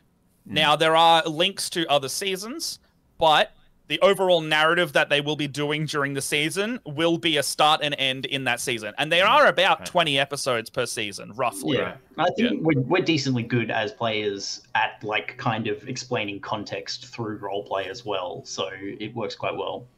Yeah, that makes sense, yeah. Everyone's you really... do any sort of recaps of the previous seasons if they want to start at season 5, but they want to know the... Yeah. Every season in the first episode, and there is also a separate episode in the same playlist on YouTube, will have the everything up until this point, or like at least a primer for that season. This current season will have the same thing, because this one's quite hectic. And we're also currently in the process of editing like TikToks for every major story point leading up to every major story point leading up to the current season shall be on TikTok, hopefully around the time Chapter 5 comes out, or like it'll be leading up to Chapter 5, you know? It's kind of the way things have to be these days, because there's just so many social media platforms. I love how many. There's just so many of them, and you kind of got to just be like, look, I can't make unique content for everything. Yes. But I can. No, make you're getting this the same on content, Twitch, and then I can take that video and edit it for YouTube, and then I can take the snippets from that and put it on Insta Reels. I think the good thing about our show though is like because our editors are so amazing and put so much effort into like cutting it together so snappily that isolating clips to reframe into TikTok and shorts and stuff like that makes sense. Yeah, it makes it a bit easier because there's always like that joke, that moment, or that it fits into a minute because you've already edited into a minute. Who are your editors? How many people are editing? Editors, raise your hand. I think it is everyone. Everyone but Brent. I'm not the editor. Lydia was also editing for a bit there, but we had 5 of us doing it. Ben, the 2 Bens and myself were doing it since Chapter 1. George jumped on in Chapter 3 for editing, and shout out to all of them. I'm the only person who is like, I guess, like officially trained in editing, and then it was everybody else just like picking it up as they go along. Like Ben Martin and I did freelancing for like News Corp, and I taught Ben how to edit from Split the Party, and then like Ben, you're now working with other freelance companies and fucking killing it over there. Like, Ben works as a professional. Ben is a professional editor now. Professionally. Yeah. Nice. Chapter 1 is just all of us learning to edit and falling over over and over. And then Is that why chapter 1's not available anymore? Chapter 1 is not available. I edited in high school during with film class, but when moving to Premiere Pro, which is a completely different program, I had to sort of relearn a little bit of it. Your fundamentals are there. Yeah, the fundamentals, but I don't have the. I think you guys are far more technical than I am. But you know, I think everyone has their own style of editing, and certain episodes you can kind of see different types of jokes and sense of humor and style and editing choices that are made. And I was really big on pushing I'm all for notes and to make the episode better, but I really want each person's style to come through in each episode. So you kind of see that sense of humor and the kind of the editing style, and you might, it's like you'll know when you see Matt's episodes because they're really good and they're technically and they're visually really, really, really good, and then I'm just a simple close-up person. I was a big fan of doing like digital like I would hand animate digital battle maps, and I still do. I won't be doing it as much in this season because we have for the first time ever a minis camera, so that'll take place of that, which on the back end of editing, godsend. But yeah, in like chapter 2 and 3, and 2, 3, and 4, we went hard with some of those like digital maps. And it wasn't just me doing that. That was actually bringing me on to what I was going to ask about the setup, the production side of things. Like, how do you film? How many cameras have you got? How is filming? Okay, so I only own 2 Sony cameras. So from the get-go, it was either like at the start of the show, I owned 1. So it was borrowing cameras from film friends. And then it was I had a second camera that I bought. Literally one of the cameras we used to borrow. I just bought it. And now we have another friend who typically does our like handheld camera shots, and we borrow their camera and their time. And now with this new season, we're like, okay, let's do minis because we got a table sponsor, and they've let us lend this table. Oh, cool, we have to do minis now. And then I just see like the thing in ADHD where you just see the wall of tasks just go and auto-populate a list. There was like now 100 extra tasks because it's like make terrain, source terrain, go to the board game store to get terrain, get the guy to do the terrain. And then the visual side just exploded because we included simply 1 more shot, and now we also have to borrow another camera. Yeah, I found the same because Aviva's just finally finished their tavern set, and so we're filming D&D in that now, and it looks amazing. But with it looking so amazing, I'm like, now I need to up my game with the terrains that I put out for the. I can't just use a flat 2D map anymore. Like I've got to start using 3-dimensional terrain every time they have a fight. Otherwise, it's kind of and that's it. We finally got to the point where we've got a little bit of funding. That chapter 5 was like, if it was out of pocket, it was barely out of pocket, which was amazing. We managed to make a set. We've put up walls and we've decorated them. We borrowed a bunch of props from our creator friend Atmoseeker, if you know them around, and they helped us out immensely with lighting effects and things. And then we did a full lighting rig for this one as well, where we put all the hue bulbs and we had a DMX panel, and we can literally change the lights dynamically based on the scene. So we're like, ooh, look, it's like Critical Role, except not millions of dollars. Like, that's how it felt. And it was really cool. We don't have a production crew. It looks freaking sweet. Yeah. For how... It looks so sweet. It was impressive for how little money we had to put into it. You know, technical gear aside, because that's always a constant, right? The set and the production side was, like, quite low cost. Surprisingly, like, it could have cost a lot more, but we managed, and it looks it's such a labor of love. Is some of the feedback I've been getting. Testament as well to like the amazing kind of creative community we have around us as well. That, like you can just approach people and be like, "Hey, can you help us out, or do you have any idea?" And they're just like, everyone's so willing to just kind of be like, "Yeah, let's do it." You know, like, "Oh, you need to borrow a camera? Here's a camera. Oh, you need to borrow 20 hue bulbs and some fake vines and random lanterns and stuff. Yeah, have it. Amazing. Take them, you know. Hey, here's my DMX setup. I'll teach you how to use it. You look here, you go. We're like, oh, cool. Yeah. I think that's probably one of the things too, is when you're like, how long you been doing this? Oh, 6 years. Like, oh wow, you guys must be doing really well. Like, So people at least admire the passion and they want to. Yeah. Admire the grind. Yeah. Perseverance. We are The currently stubbornness. rejigging things like the Patreon to go like, oh, here's some like $1 tiers to, you know, if you want to just support it and not think about the money coming out of your account, consider that option. We do have other tiers and like shows on there where it's like, okay, we do like a TTRPG style talk show where George will pose a question or someone will pose a question and we simply just like riff on that for 15 to 30 minutes. And it's called Preamble, like you would in a pre-show. And usually we would do them on camera because Brendan would go and take a shit or brush his teeth or just make us wait for about half an hour to get ready before we film. He would always, if we were late filming, it's because Brendan was doing something. Yeah, and we literally would just press record while he was doing it. And we were just like, what do you guys want to talk about? And we would just film those.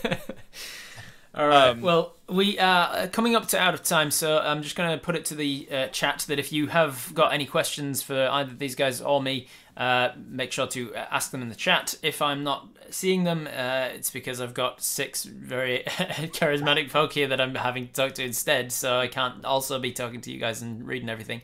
So a good way to do that is to use your channel points to redeem a D&D question. That way it goes into my redemptions queue, and I will see them. I'll get to them at the end. But while you guys are asking your questions in the chat, I want to move on to talking about the future of Split the Party. What does the future look like for you guys? You got anything upcoming? You got any Kickstarters you're running? Any crowdsourcing? Putting out a feature film? We do have a new show that we're working on. Oh my! George is so excited, he's out of breath. Oh my god, what was that? Just see his brain freaking It's because his voice was just like, I'm going to turn the volume right down. Yeah. Just got punched in the throat. Matt, take us away. Okay, so thanks for that. So we are working on a brand new show. It's very different to what we've ever done before. It's still like we're currently location scouting for it and trying to get something by PAX. So hopefully we're aiming to show people at PAX either on stream or otherwise. But in short, it's called Ability Score Increase. We've had the idea and we've been wanting to make it for like 4 years now. And basically what we want to do is we want to take a couple of people and call them scientists, myself and possibly another person to host the show, and then we will have is guinea pigs the right word? Guinea pigs is right. She's doing science experiments. We have our guinea pigs or our people that we would like to raise their ability scores, their strength, dex, charisma, con, each of the scores. We want to try and boost them. Typically, we would have George as the starring guinea pig, and then possibly a guest, depending on the show at the time. And we'll choose an ability score attribute, and then try to raise them. Now, what does that mean? Well, let's try and get his strength score up. Athletics, strength, weight pulling, training, pushing, lifting, strength training, weight training. But there's also like other strength attributes that we might go into, and the show is going to be a semi-scripted comedy about doing that. Nice. So it'll be, I think we settled on the concept of like, we're going to establish what they think their ability scores would be, and then we are going to put that into practice. So if someone thinks that they have a particularly good strength, which if you are a strength 16, for example, you should be a professional bodybuilder. That is the level of strength that we expect. You are at the top of the game. If you are 18 to 20, you are supernaturally gifted, and you probably are not human at that point. So 16 is like the human cutoff. Yeah. Now, George, for example, what would you think your strength is? 19. You think your strength is 19. So that means that we now have to go into the show going, all right, we need to set a DC 19 level task for George to complete. We need to drop a boulder on someone, and he has to lift George, before they die. We trap his loved ones underneath the car, and then get them to lift it up. Realistically, like 13, maybe. Yeah. So, George, run through this door. We've set the DC at 19. Now, if you chose something more reasonable like a DC 12, you might have a plywood door. Actually, we've gone for hard oak timber instead. Yeah. So, like, the DC will change depending on what he George can already do a says. backflip, so increasing the dexterity is going to be pretty difficult. George does have a debuff in that his knees give out on every backflip, so we do give him a -1 on the score for that. He's got high dex, but he has to roll at a disadvantage. His constitution's a bit shithouse. So let's there's be some honest. there's some overlap here because coming up for my birthday next year, I'll be doing a similar-ish thing. Where for my 30th, I did a full day of gaming with my friends, and it was like we were doing some long jumps together. We were doing like push-up contest, and there was like an arm wrestling thing, and there was like quizzes, and there was walking a tightrope, and can you juggle, and how long can you put your hand in a bucket of ice water, holding your breath competition, and then at the end of the day, I put all of those things together and how everybody did in all of those different things. And I gave them their ability scores in real life and said, this is what your ability scores are. And everybody had so much fun. There were like 30 people there. And everybody had so much fun. And more than one person was like, man, we should do this again for another birthday. And I was like, not next year. Maybe for my 35th. Thinking that's a long way away. And now I'm 35 next year. We haven't got... And so what I'm going to be doing is I'm going to turn it into a full week-long event, and I'm going to put some like online challenges versions of it for the people who aren't in New Zealand, and so I'll be contacting Split the Party closer to the time as well, and saying like, hey, if you want to be involved, on Monday we'll be doing strength-based stuff, on Tuesday we'll do dex stuff, and so on, and then at the end of the week you can work out what your actual ability scores in real life. I would love that. Please, that sounds so fun. Yeah, it's gonna be a lot of fun. We're going to New Zealand. It's a lot of work. New Zealand. What's that? New Zealand. New Zealand. Coming to New Zealand for it. Do it. I'll be definitely having like a full week-long event of things. How many girls do I get to kiss for my charisma? Yeah, and charisma, there might be like a challenge of like you've got to busk and you've got to earn at least $10. You've got to busk until you're $10. I don't know. That'd be fun. Very good. There was one I did on my. There was one I did on my birthday on the 30th, which was it tested both insight and deception, where I paired you off, and then one of you was classified as the storyteller, and the other person was the listener, and the storyteller secretly flipped a coin, and if it was heads, they had to tell a fake story, and it would test their deception, and on a tails, it was a performance, and so you have to choose a story from your life and tell it. And then the other person has to tell whether you're lying or telling the truth about an anecdote from your life. And that was quite a fun one as well. Tested charisma. That'd be so fun. Yeah, it was a lot of fun. I could talk about it for hours. But we're running out of time. So this is coming, this raising your ability scores thing. And you also mentioned trying to get that out before PAX in a month's time. So we want to have we want to have something either for PAX, like maybe like, even if it's not like a full first episode or a trailer, just like something to show off the concept. Yeah, like even if it's pilot. literally... Yeah, like a pilot or like even like a snippet, proof of concept. Like we're like, okay, George, you think your strength is 19? Run through this door. Like literally, like the bare bones of what the comedy and the series will be. Fight this bear. Exactly. This bear. We have your to animal source a bear handling in the next month. It's fine. Yeah, your animal handling check went bad. Fight the bear. Put my dog in her walking harness. Animal handling. Yeah. Exactly. Give my cat a bath. Yes. We're looking to hopefully create maybe some crowdfunding after the fact of the pilot when we get like a fully polished thing out. Yeah, it'd be nice to actually have funding behind it so you could do like We want to really have a scale of production on this one because we have production equipment. Like we are basically a fully fledged production company at this point. But we need support in a show like that. It's probably a bit more akin on the scale as One for All, where they have successfully turned it into their jobs. So we're kind of shooting for at the very start. We're like, okay, if we can get some support to make the show, that is the goal, and then from there, like we're paying ourselves and stuff like that, because we think that this one has the legs to do well like that. Yeah, and we want to do a good job of it. Yeah, and it does require some funding. It requires money for it, like whether it's the camera hire or the stuff like that. So if you do see it, know that it's a labor of love, but we are looking to get it moving in a way that we're happy with the quality, but also make it really what it should be. And then on top of that, we've also got season 5, the season 5 arc, the chapter 5. Chapter 5 is fully filmed. Like, well, actually, the first half of Chapter 5 is fully filmed. We will definitely have that out either just before or just after PAX. That is currently being edited by Ben and myself. It is a huge labor of love, and that thing is so funny. Like, I can't stay. I don't have to edit the clips down as much because there's like we have gotten so good at just playing this game and playing with each other that there's not much to cut out anymore. There's no jokes that are just like going too long or anything. People are just doing it and it just flows. Yeah, it was a really fun shoot as well. Like you could really feel the energy was like. It was so high. with these chapters, you'll film them over a few days. You'll edit them into small chunks and then chuck them out weekly on the same day each week. So when they're done, once you see the first episode come out, there shouldn't be a gap unless there's something catastrophic happening behind the scenes. And we've got the first 2 sessions of that filmed. We did do a half season this time just because of the undertaking of it. We're filming the next half in hopefully November.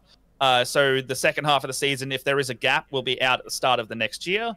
And then so it will. And it's usually one arc per year, or what? How often do you normally? Usually, give or take a pandemic. Usually give or take a pandemic because we haven't released an episode of the flagship show of D&D in since COVID. Since COVID properly locked down. We hadn't filmed it since then either. We filmed chapter 4. Filmed chapter 4 like 2 weeks or 1 week before the Melbourne almost 1 year long lockdown started. Right, yeah. Damn, that's crazy. And last thing to round out the futures of Split the Party, people can find you in person at PAX Australia this year, right? Yeah. All of you going, or just a couple of you? Ooh, unsure. Unsure at this stage. Unsure, yeah. A couple of our panels did get knocked back. So guts. We're not doing Taskmaster this year, unfortunately.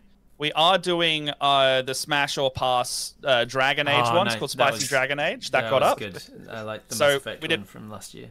Yeah, we did the Mass Effect one last year. It was really fun. I enjoyed that despite knowing nothing about Mass Effect. I ran the thing and I knew nothing about Mass Effect. I know nothing about Dragon Age this year. And that was fun. Dungeon Masters and Dragons was one of our other long-standing favorites, and it also unfortunately did not get up. They was going really 4 years in a row, wasn't it? It was 5 years in a row, yeah. 5 years in a row. They said to us that they just had trouble slotting it into the schedule, so it sounded like we got delayed on the knockback as well because they were literally trying to go, okay, if someone drops out, you're in type thing. Right. So unfortunate and disappointing, but. You know, maybe we'll change up the concept next year, but that panel is also, you know, we could work as at a live show one day. It basically get 6 DMs and rotate who is the DM who it is, at a moment's notice, and now that DM has to pick up the game and play. Yeah. And then I'm on a couple of yours, actually. Yeah. I'm also doing some panels at PAX this year. This is the first time that I'm actually running panels. I was there at PAX for the first time last year. Nice. First time that I met most of you guys was at PAX last year, and I was on a couple of panels, but I wasn't running them. And this year I applied for 4 panels, thinking they'd accept a couple of them, and they accepted all 4 of them. So now I've got a lot of work to do in the next month before PAX. I will say that's my favorite thing about getting these packs. So I'm on 3 this year, but I'm only organizing 1, and that and after your run this year, I think you're going to be like, I will go back to just appearing. I'm not going to be PAX running panel's hard a lot. Yeah, we'll see. So let's open it up to the questions from the. Tell you what I will do actually. Before that, I will start the video. You sent me a video to watch. Yes. Like what is this? Can you preamble it? What is it? A trailer? Is it a teaser? This is actually a 2-minute teaser of Chapter 5. It is the only complete part of it because I've been doing rush cuts on the rest of it. And this has got music, this has got some sound effect. Like, this is the closest to finished out of the work in progress that we have yet. It's the first time our dynamic lighting kicks in. It's got some of the table shots. I tried to include like a little bit of all of it. And it's literally just like a small, out of context, for spoiler reasons, clip of the first half an hour to an hour of the season. It's a trailer. It's a trailer. Yeah, we have a word for that in the industry, Matt. We have a word for that. It's called trailer. All right, let's show it then, shall we? Head on over here. I need to turn on the Twitch stream. And let me hope that you guys can hear it. Glad you asked, because I'm selling patented Mammy electrolytes and amazing. towels. That sounds cool. Can I?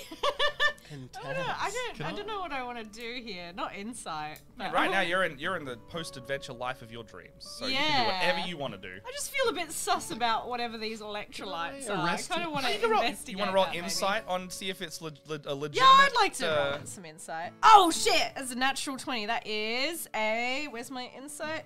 30. Tell what's up. It's water from that well. So, yeah, it is water from the well. The other thing that you see, Mammy's not holding a bottle of water. He's holding a dead rat. And the world completely just changes and shifts around you. And you are in another space entirely now. Is Mammy still there? Mammy is holding a dead rat in front of you. The world around you is on fire. You are still in Littlesby Grove, the same township. He has this kind of crown on his head, and it almost looks like there's an aura surrounding it. And he's just like happily holding this in front of you. He looks ragged. Armor is broken. His skin that is showing is bruised, battered, and bloodied. What the fuck do you think you're on about, mate? It's $5. Hold the rat at you. Yeah, I'll take the rat and I will essentially brandish it back in your face. At this point, you feel like just a whiff of a wind, and the world just completely shifts back.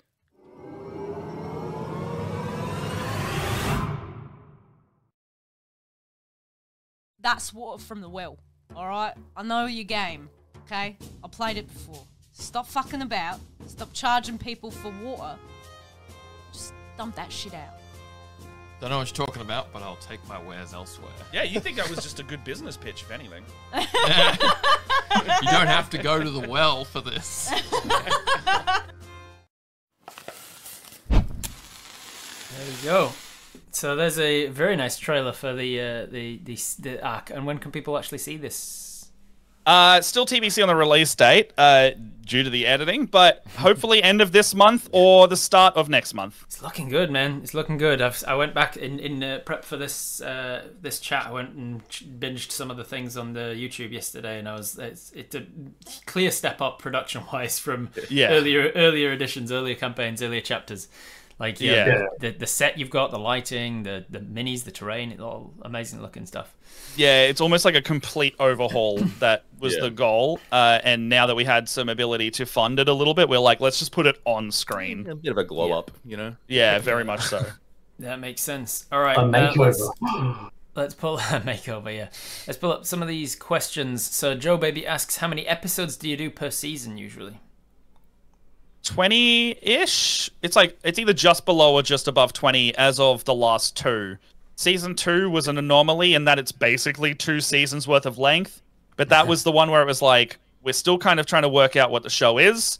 So you'll see random episodes like, it's like the gang crosses a bridge type of like Always Sunny thing. Like it's like there's just a bridge crossing episode. You don't really need it, but it's there. The most recent episode of Viva was half an hour of them looting a guy's shirt off of his back. Yeah. Sometimes they were like, oh, I want to loot that dead noble, and so I'd put a list together of all the shit that this noble has on him because he's a wealthy noble. He would have some low key magic items like a stone of cleansing and some robes that knit themselves back together, robes of mending or whatever.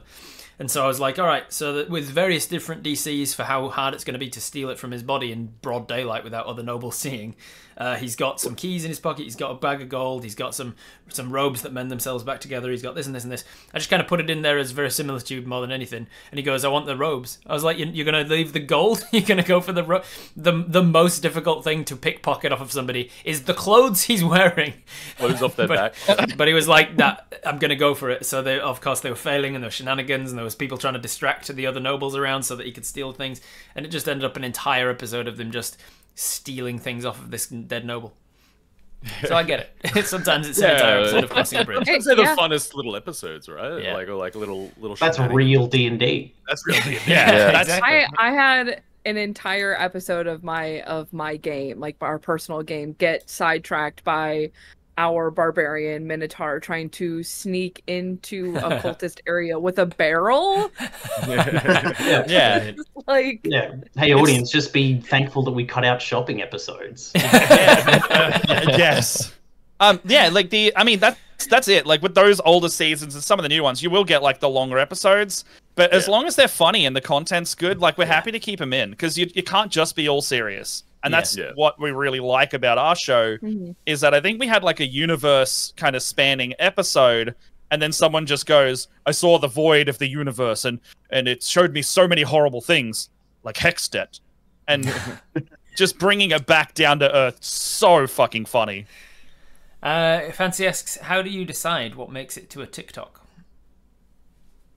It's pretty much What at makes the you moment, laugh? yeah, like funny moments that are just don't need context or anything like that, and just big story points, things that will at least inform people about what the series is like and what part of the story is. Yeah, I think you've got to kind of try and objectively look at it as well. You're like like this will just flip up onto someone's feed with no context, you know, potentially. Yeah. So can this one of the interestingly, one of our most watched TikToks is not a comedy one. It's Benji and myself from Chapter 4 role-playing the first time he reunited with his dad after being away from his city for most of his life. And it was a quite intense interaction.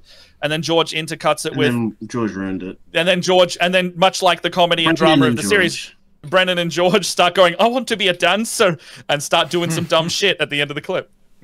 But it was funny. And then you have like the ones that we consider like quite funny. And they, you know, it's such a lottery with the short form content. Yeah, comedy, objective. So I stopped looking at the analytics for things because that way lies madness. It'll just be like, why did this one go so well and this one is basically identical didn't? And why does this one? When did I? Oh, maybe it's the time that I put it out, the date that I put it out. Maybe it was because you were showing a little bit of tags that I put out. I was just like, was I looking healthy to that day? Like, you know, healthy disconnect from it. As well. Joe Baby asked, have you got PAX panels locked in, which you actually ended up answering anyway. As for me, my panels, I'll be on 5 panels. 4 of them I'm running. The one that I'm not is first, and it's called Cursed D&D Trivia. Oh, I'm on that one too. Yeah, that's gonna be fun. Yeah. Then I'm running a conversation with Deerstalker Pictures about One for All, and we're going to be talking about the just what it takes to make skit comedy D&D things for YouTube. That would be great and to the watch. back end analytics of things like that. Then I'm running an accent and voices workshop essentially panel where I'm talking about how to do voice work and how to choose a different voice for your characters in the game. That'll be a big hit. That's really good. Yeah, that's some of my most watched shorts is when I'm talking about accents and why I'm so good at them and things. Then I have got a panel called Death Roulette that Matt is actually going to be joining me for as one of the players.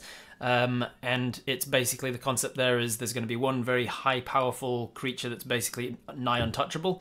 It may be Adam King from Viva la Dirt League. We're waiting on availability confirmation. But it may be somebody else if Adam can't make it.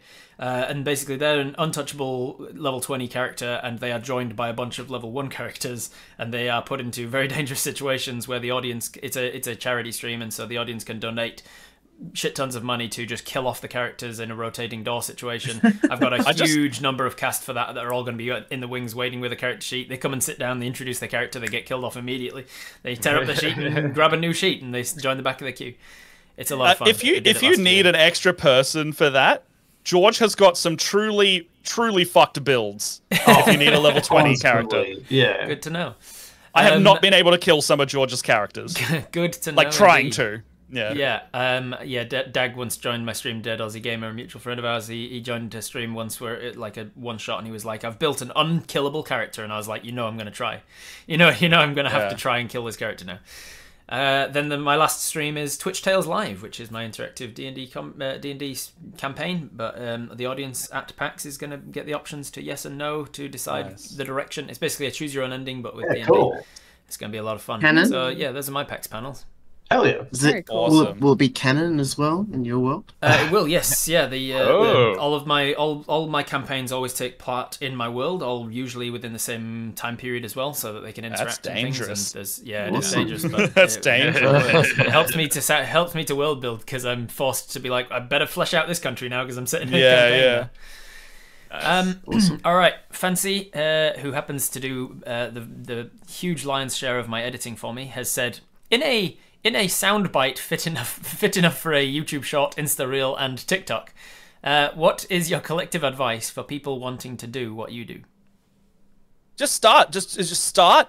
Read the Yeah. rules to a point where you think you can understand the game well enough, and then just do it. Like, don't dwell on anything other than just putting it out there and seeing if people like it, and your style will adjust and meld over time. You're gonna make bad stuff before you make good stuff. You have to throw things and at yourself and at the wall until your style sticks or it sticks with an audience, and then either cater to that or find what you like. You also really, really need to believe in what you're doing and like what you're doing. Otherwise, you will crumble under the weight of your own expectation and workload. Very succinct. Don't don't be afraid to look stupid, because it's fun to be stupid Yeah. sometimes.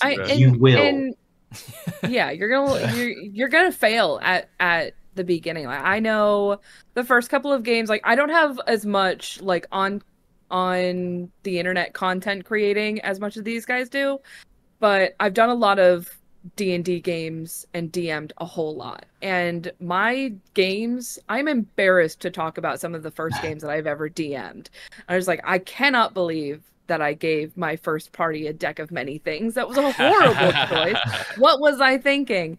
And now, after like 10 plus years of being a DM, I know what my style is. I know how to make stories that really latch on to players, and you're gonna look like a fool. Like these guys said, you're gonna mess up, and that's okay.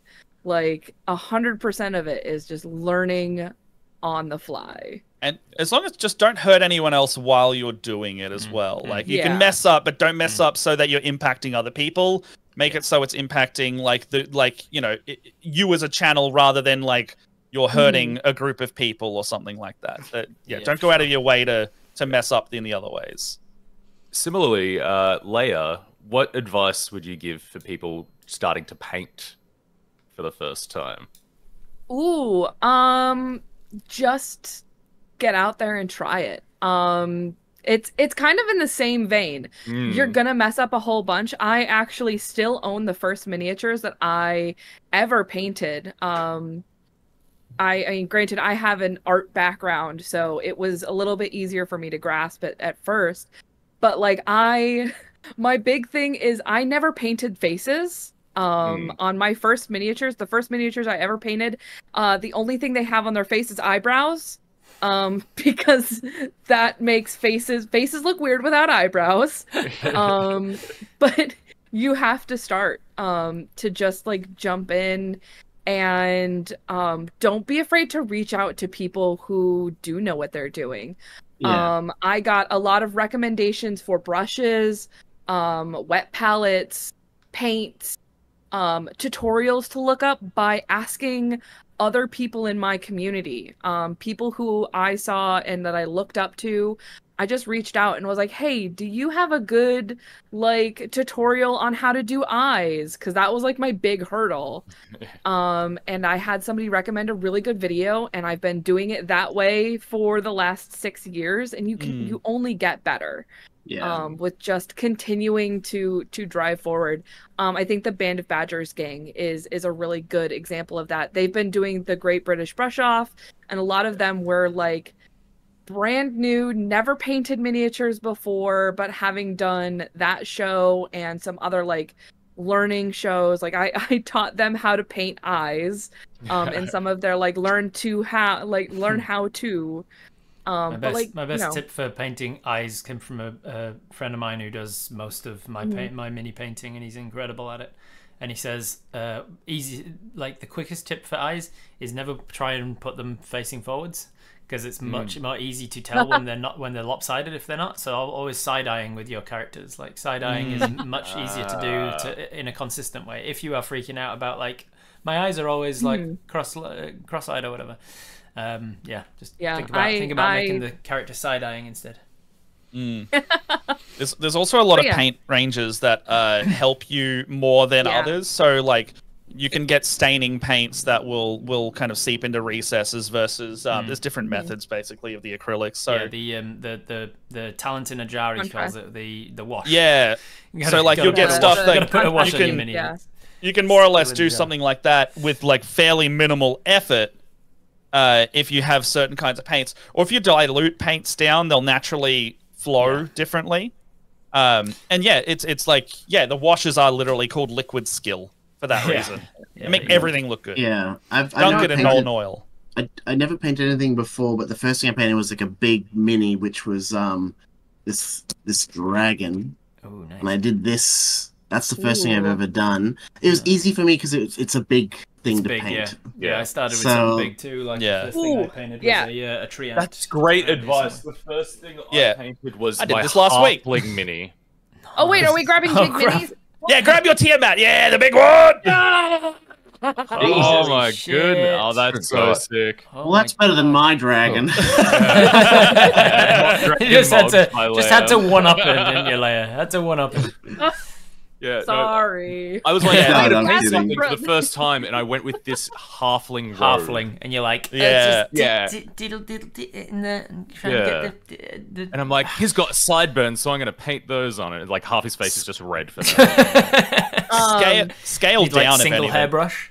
Yeah, exactly. Yeah, you gotta get the Army Painter Psycho, the one that's Army. like, Oh the tiniest brush. I've got that around somewhere. All right. Last question then, Kim, from Centauri. You have to. Okay, so this is going to be a quick fire for all 6 of you in turn. You have to pick a tonal theme for your next campaign as a player.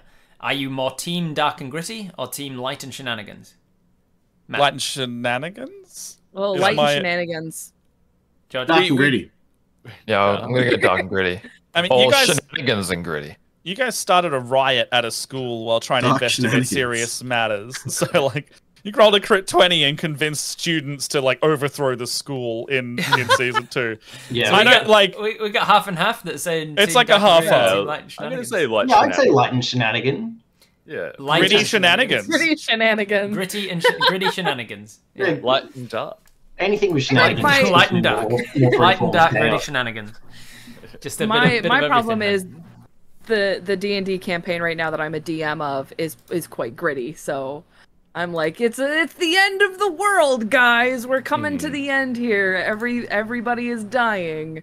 So I feel like that I'm very much ready for like a fun and like Yeah. Yeah. I just want to be a I just cute wanna be owl or silly. something. Yeah, it's kind of the thing. It depends on like the last campaign you played. It's Yeah, like, it does. It's You like kind you of gotta want to switch between them. Yeah. Yeah. We're playing a really serious campaign casually with George, and I'm playing a furbolg who's a baker in this like grimdark setting. So I'm like, Yeah. I want to be the little bit of like humor in this world that just consistently makes me depressed. He I will did not that. survive the night.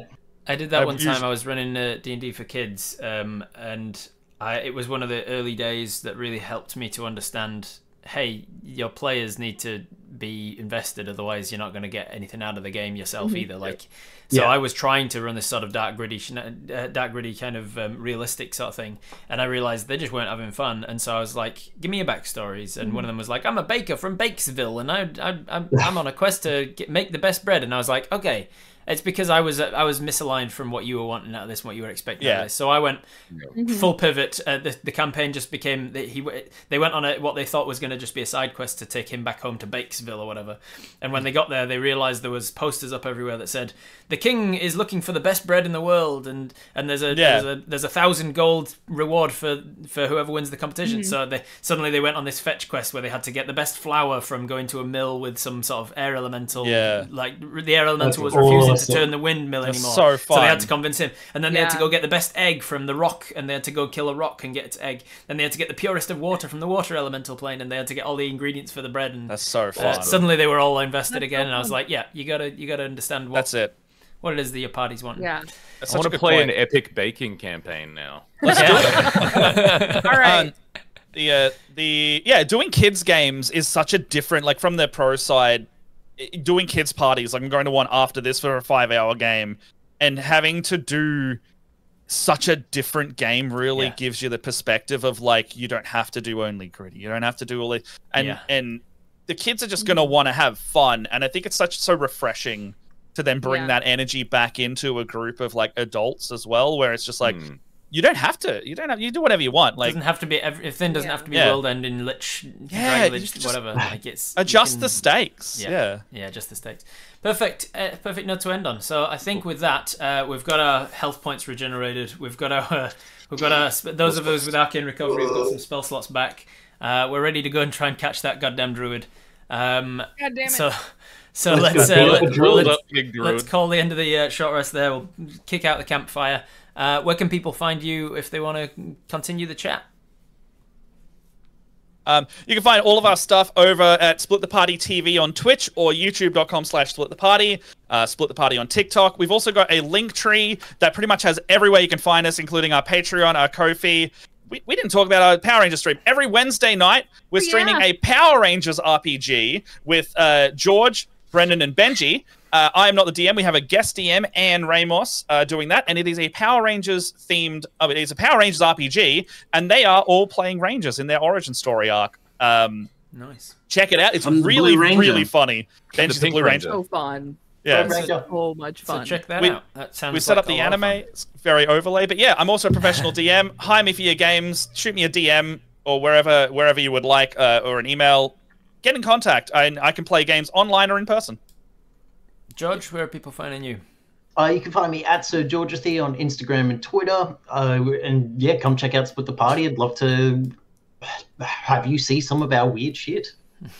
Brendan? I'm Brendan or Brenzies. On all social media, I am Brenzies. I am a cast member of Split the Party as well, obviously. But I also do a film review podcast called Nothing Negative with Benji over here. And you can find it on all of your podcast streaming platforms just as Nothing Negative. Leia.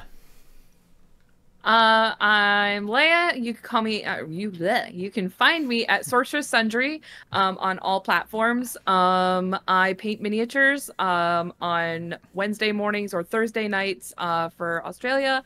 Yeah, you can reach out for me. I also do DM stuff. I'm the person you can come to ask questions. If you want to know stuff about painting, ask me questions. You can find me in the Discord for Split the Party, or if you want to reach out to me on like Twitter or anything like that. I will answer your painting questions. No question is against the rules. Come to me. Be my Padawan. We are also more than happy to answer any painting or crafting questions on Good Morning RPG on our stream. Yes. Nice. It's a teaching space. Benji? Hello, I'm Benji. As you've heard, I'm part of Split the Party. I'm part of Nothing Negative. You can find me both there. If you want to private message me and ask me where I got these shades of glasses from, these specs, you can do that at Benjek on Instagram and or at Twitter. X. Not X, yeah. And lastly, Ben. You can find me, Ben Barton, on Instagram and Twitter, and of course all of Split the Party socials. You can ask me about painting, but I won't be able to answer it. House painting. Where do I get this shade of white for your lovely white wall? Go to Bunnings. Go to Bunnings, mate. Best Get paint. some snags while you're there. And if you are here from Split the Party's community and you don't know who I am, I'm Robert Hartley, GM, all over the internet at Robert Hartley GM. You can find all of my links at my website, roberthartleygm.com. I'm most well known for being the DM for a comedy group called Viva la Dirt League on YouTube as well. That is a very similar to these guys. It's an actual play, but edited down into half-hour chunks with green screen cutaways of the action at the table. It's very fun and easy to keep up with. Thank you very much to the mods for being here, keeping the community safe. I appreciate you. Couldn't do it without you. And appreciate you guys for tuning in and listening. And I'll see you next time. Bye. See you later. Bye. Hey there. Thanks for watching this video. It really means a lot to me. And if you want to spot me in ways that doesn't cost you anything, you can tell your friends or colleagues or family or Reddit threads or just post the video somewhere. Thanks.